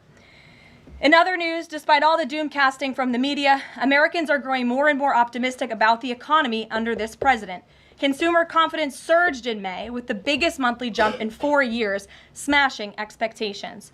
According to the release from the Consumer Confidence Index, the increase in confidence was broad-based across all age groups, income groups, and political affiliations. Our country is clearly heading in the right direction under President Trump's bold leadership. For the first time in history of Rasmussen polling, a majority of Americans believe the country is on the right track. It's unsurprising because the president is fulfilling the promises he made to the American people. Here in our new media seat today, we have the editor-in-chief of The Federalist, Molly Hemingway. The Federalist is led by Molly and Sean Davis and provides fearless journalism and coverage of politics and culture to millions of readers all over the world.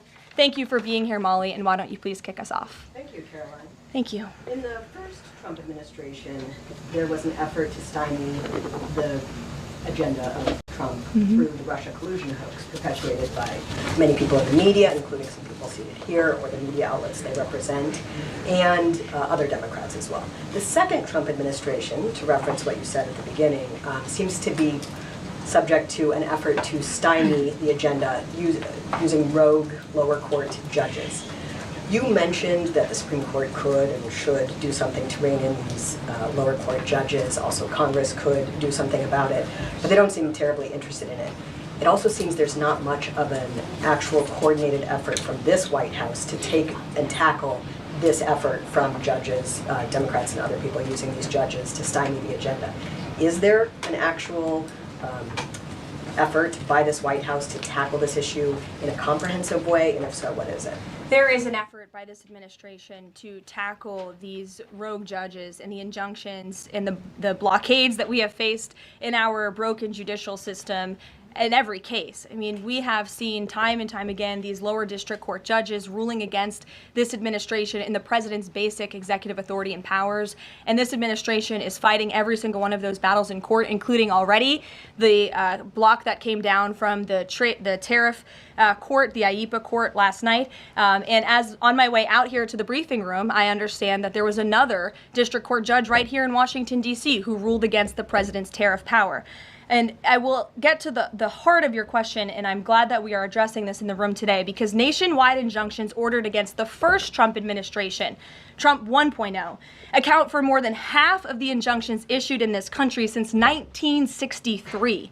And President Trump had more injunctions in one full month of office in February than Joe Biden had in 3 years. And let me roll through some of these radical injunctions to paint the picture for the American people at home.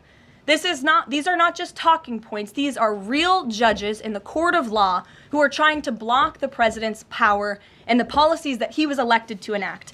For example, a court ordered the Trump administration to return already deported terrorist aliens back to the United States. A court has ruled the Trump administration can't even temporarily pause our refugee programs.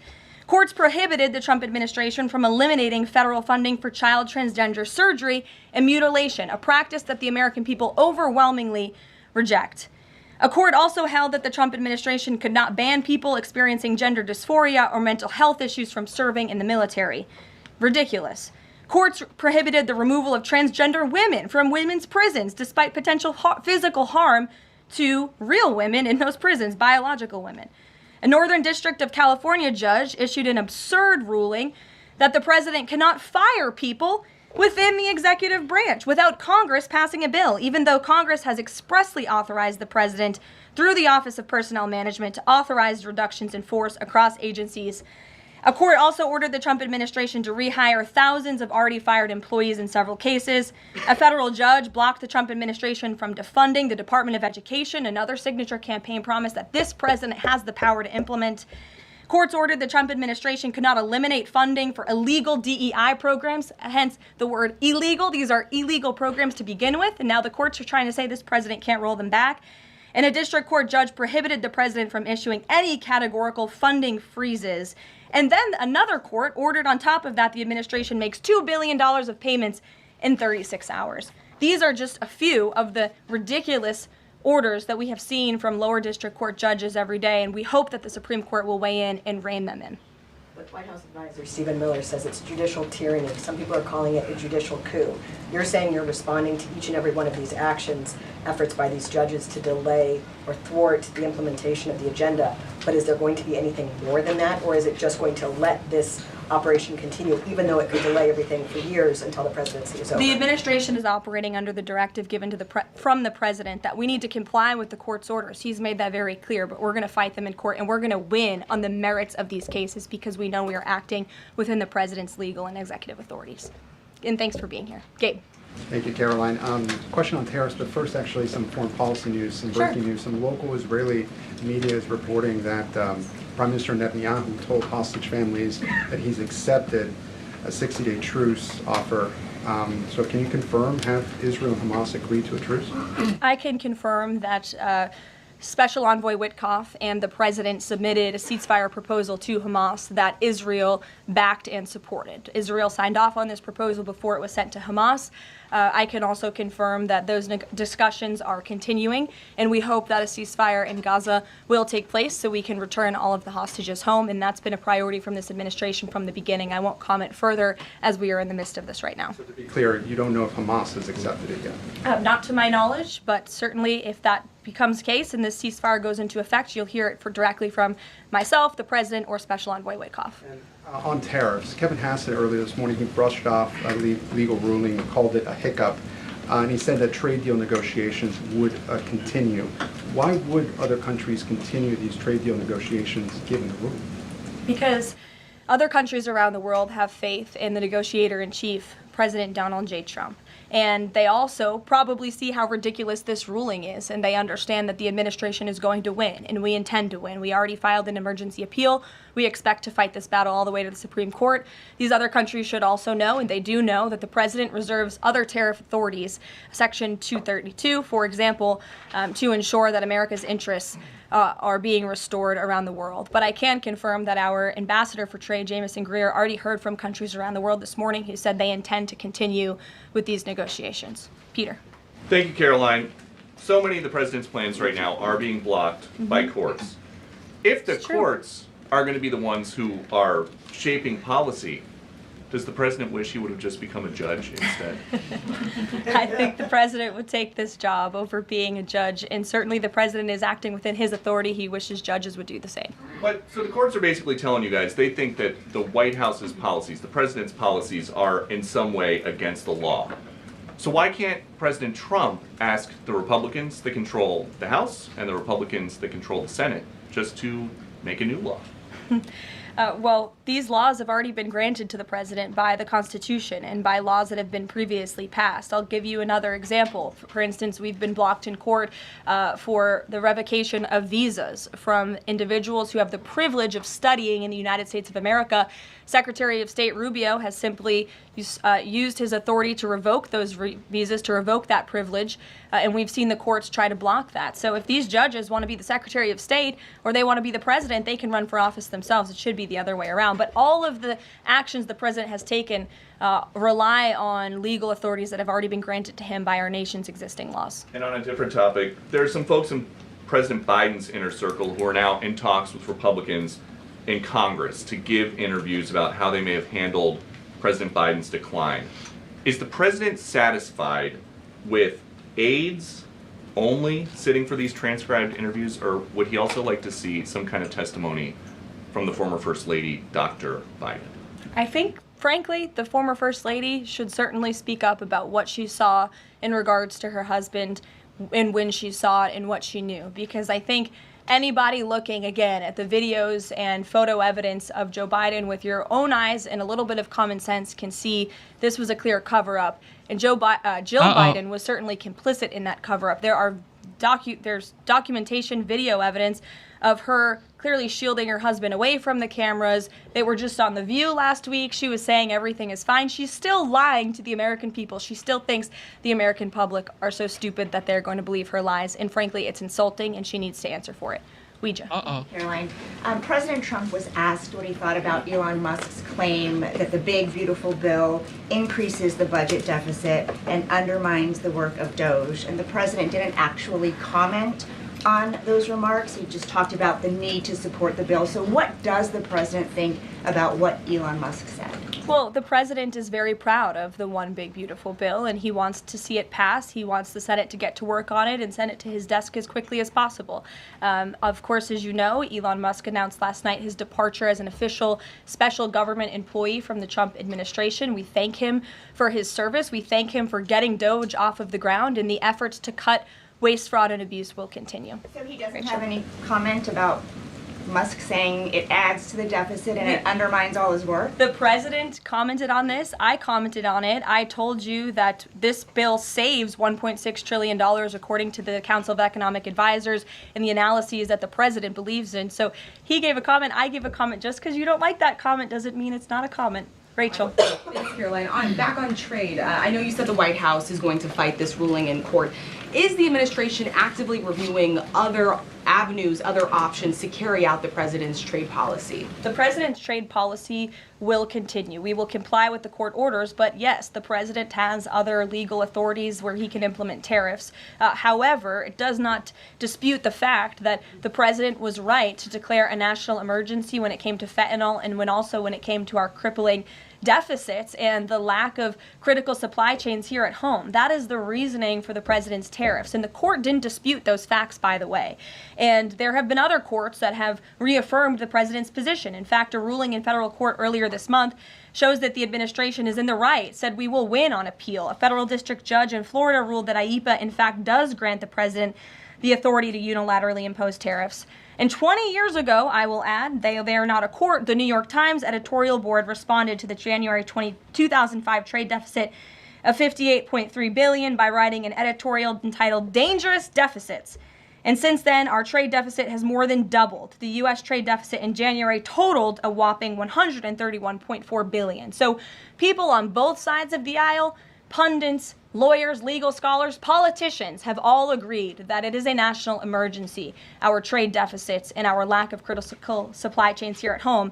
It's just President Trump was the first president to actually act on it, to restore that wealth and that prosperity to the United States of America. And it's very unfortunate that the courts are now blocking his attempts to do that. Has the administration then reached the point where you are actually asking your economic advisors to start reviewing other avenues to implement the president's trade policy, or do you want to just see this legal process take place for now? We can walk and chew gum at the same time. We are doing both. Josh. The Fed says the president met with the Fed chair earlier today. I'm wondering if you can give us any readout of that meeting. The Fed also says that they discussed the economy.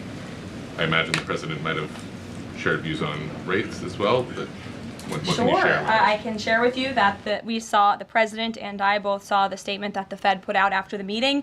That statement is correct. However, the president did say that he believes the Fed chair is making a mistake by not lowering interest rates, which is putting us at an economic disadvantage to China and other countries. And the president's been very vocal about that, both publicly and now I can reveal privately as well. Did he speak at all about his plans for that position, but whether he would seek to move Jay Powell out of that position or keep him in until his term ends? No. Okay. Kristen. Ask very quickly on the tariff question. You mentioned Section 232 earlier.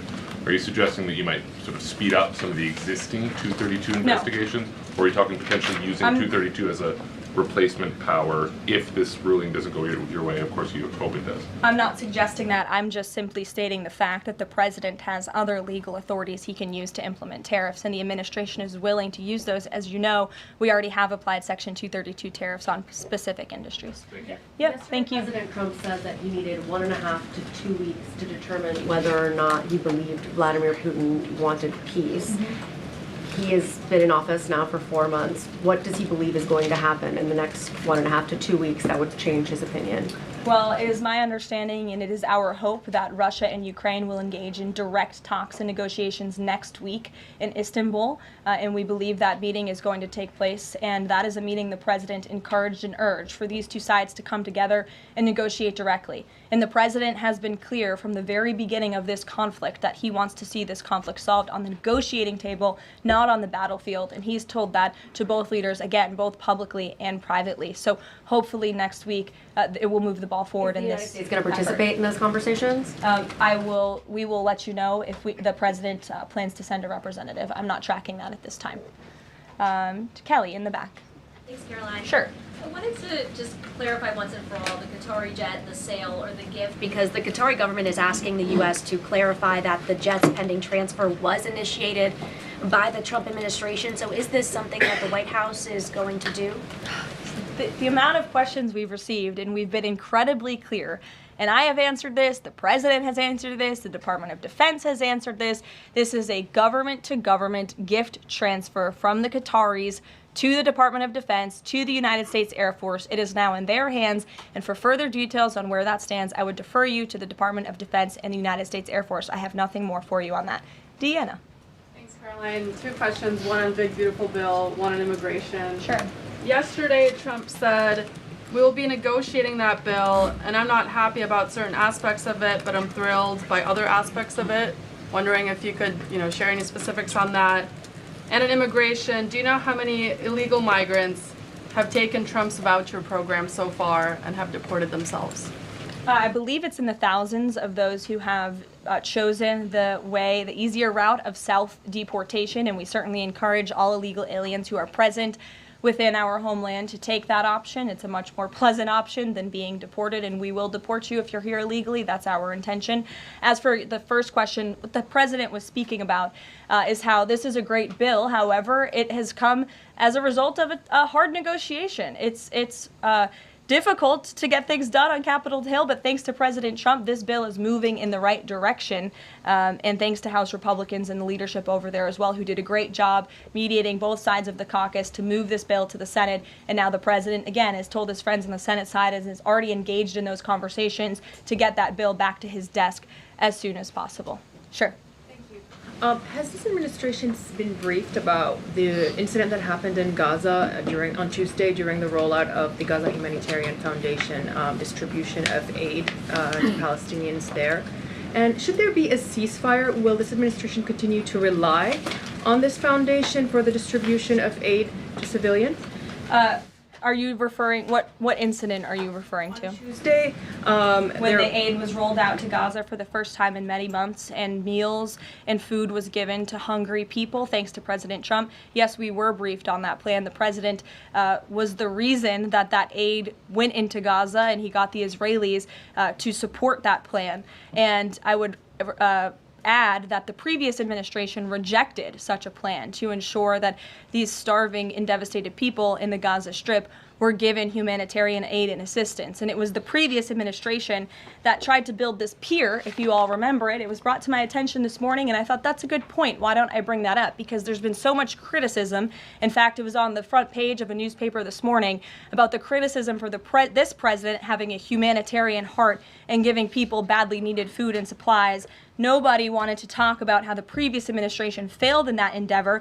They built this pier that cost $230 million. It lasted about 20 days, and more than 60 U.S. service members were injured, as a part of this floating aid pier that did nothing for the people of Gaza. The president is opening up his humanitarian heart to get aid into the region while his team simultaneously negotiates a ceasefire and the return of all hostages. We are moving the ball forward in a positive direction for all people. The president wants to see peace for all people. Jasmine. Thanks so much, Caroline. A notice investigation found that the Hallmark Maha Commission report that was released last week cites studies that appear to not exist. We know that because in part we reached out to some of the listed authors who said that they didn't write the studies cited. So I want to ask, does the White House have confidence that the information coming from HHS can be trusted? Yes, we have complete confidence in Secretary Kennedy and his team at HHS. I understand there were some formatting issues with the Maha report that are being addressed, and the report will be updated, but it does not negate the substance of the report, which, as you know, is one of the most transformative health reports that has ever been released by the federal government and is backed on good science that has never been recognized by the federal government. And a quick follow-up, can you talk about what tools or research goes into production of these kinds of reports? For instance, is it AI that's used to put together these reports now? I can't speak to that. I would defer you to the Department of Health and Human Services. What I know is just what I told you. Lindsay. Caroline. Many small businesses that we've talked to since the tariffs have been in place have said what would really help them is a long-term plan so that they can catch up.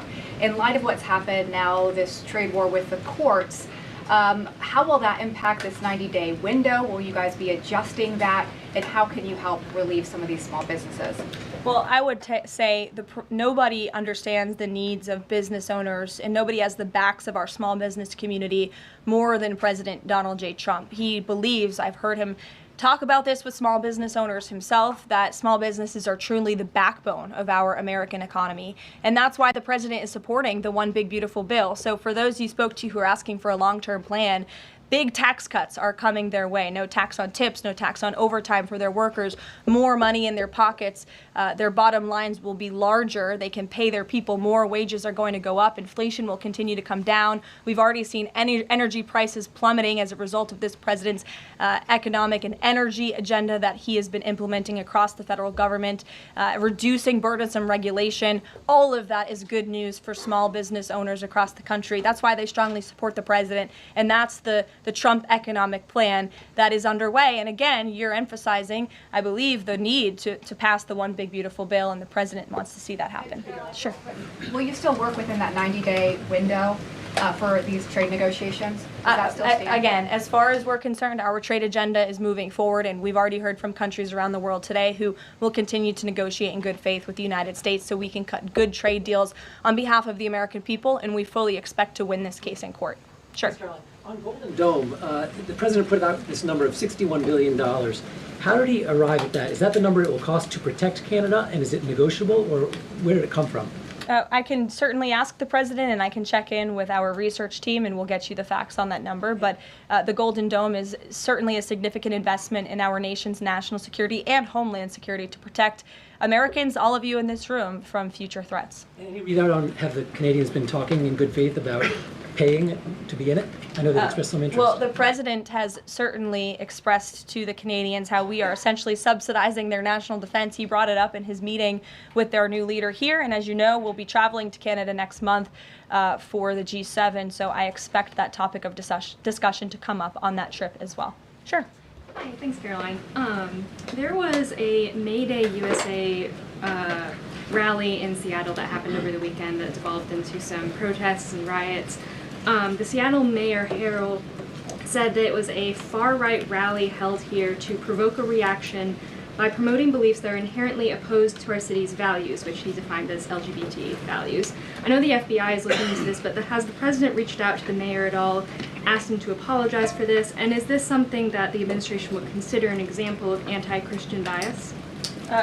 I'm not aware of that case. I know the FBI is looking into it, but I'm not aware of any phone calls the president may or may not have made to the mayor of that city. And then on Doge, we know that Elon Musk is leaving. Do you have an updated leadership structure for who is leading the group? Is Russ Vought involved? And what is its new mission now, if any? Well, the entire cabinet is involved, and I spoke to the president about it this morning, and the entire cabinet understands the need to cut government waste, fraud, and abuse, and each cabinet secretary at their respective agencies is committed to that. That's why they were working hand in hand with Elon Musk, and they'll continue to work with the respective Doge employees who have onboarded as political appointees at all of these agencies. So surely the mission of Doge will continue, and many Doge employees are now political appointees and employees of our government, and to the best of my knowledge, all of them intend to stay and continue this important work. Is there a Doge leader taking the place of Mr. Musk? Well, again, the Doge leaders are each and every member of the president's cabinet and the president himself, who is wholeheartedly committed to cutting waste, fraud, and abuse from our government. Michael. Thank you, Caroline. There's conflicting reports out of the Middle East right now. Saudi television network Al Arabia is saying that Israel and Hamas have agreed to a 60-day ceasefire. Sources with Hamas are saying that has not been agreed to. If and when that does happen, will we expect to hear something from President Trump announcing that? As I said earlier, yes, indeed.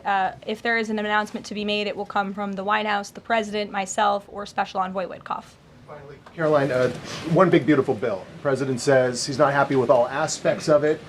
What changes would he like to see be made, and can this bill be both big and beautiful? It is a One Big Beautiful Bill, as the name rings true, and the president, as I said, is currently working with his friends in the Senate who have some recommendations for the bill. Those negotiations and discussions are continuing, but the president's ultimate priority is to get this bill back to his desk for signature. And the president's priorities in this bill are non-negotiable in terms of the tax priorities he wants to see in the large tax cuts, in the border investments that are currently in this bill. He is not going to allow them to go away for the American people. Sure, go ahead. Yes, I wanted to ask you about, has the president spoken to any of these foreign leaders about these agreements that have been reached, specifically the case of the United Kingdom that is already has an agreement in place after this decision of the court in New York. Has the president talked to foreign leaders about what? About the court decision in New York. Which court decision in New York? The trade court. Oh, the trade court decision. He did speak to the leader of Japan this morning, and he said that was a very good call and a good discussion. And as I said, the president's cabinet, Secretary Lutnick, Secretary Bessent, and Ambassador Jameson Greer have all been in touch with their counterparts in countries around the world to let them know the United States will still be at the negotiating table, and we still expect countries around the world to treat us fairly. Again, I will just close by saying that how ridiculous it is that we've been ripped off. Our middle class has been hollowed out. Our manufacturing base has left and gone overseas. Jobs have been offshored. And now no court did anything about that. No court did anything about hundreds of thousands of people being put out of work, about thousands of factories being closed down, about our deficits going to dangerous levels, as the New York Times has said. But now a court is trying to stop a president from trying to correct those wrongs of the past. And this administration will continue to do that. It's a promise the president made to the American people, and it's a promise they elected him on. We will win this battle in court, and the president will implement his America First trade policies. Thank you, everyone. What do you guys think about Caroline Levitt? What do you think about her? She's young, smart, brave, ready to go. But with that being said, I want to share this with you guys before we call it a night. All right. So I'm going to do this real quick. If you guys are interested in gold IRA, here is your chance to get in line, okay? So this company is called Augusta Precious Metals. There's opportunities for people who are actually interested in precious metals, okay? If you're not interested in precious metals, don't even bother, all right? But if you are interested in precious metals, you should check Augusta Precious Metals. The link is in my description below, and you would discover how gold can actually be an edge. But like I mentioned, this is for people who actually want to invest in precious metals and use your IRA, connect your IRA, which is edge your IRA with gold and precious metals. So check Augusta Precious Metals out. You guys are the best. Thank you for tuning in to the live show. Instead of looking for perfection, seek for consistency. Never give up on yourself. Never give up on your dreams. Never give up on God. Believe in yourself. Believe in your dreams. And believe in Almighty God. God bless you. God bless the United States. All right. Thank you to the military personnel. Thank you to the veterans. You guys are awesome. God bless you. God bless you. God bless you. Thank you to the law enforcement officers. You guys protect us every day. And stay strong, ladies and gentlemen. Sometimes life can be hard, but stay strong. Fathers, take care of your kids, all right? Fathers, take care of your kids, all right?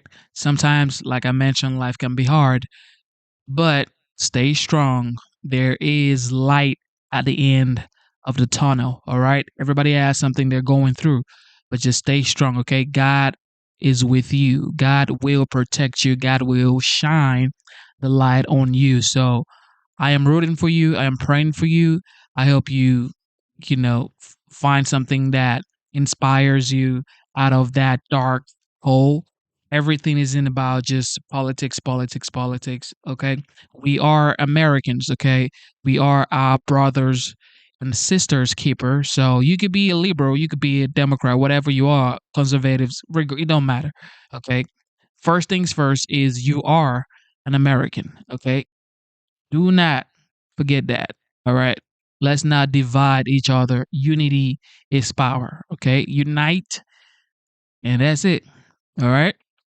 And don't forget, if you are interested in precious metals, check out Augusta Precious Metals. And of course, you are going to get your free gold IRA guide. Yes, sir. You are going to get your free gold IRA guide. So check them out. Check them out, man. Check them out. Check them out. Get your free guide. And if you are interested, cool.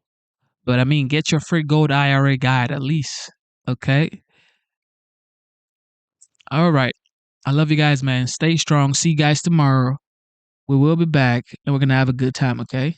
Shout out to Mr. Booski. Shout out to everybody. Thank you for tuning into the live show. God bless you. God bless you. And God bless you. Don't forget to subscribe to the channel. Turn on your notification bell. And subscribe to the channel, ladies and gentlemen. Subscribe. All right. God is the greatest. God bless you. God bless the United States. See you soon.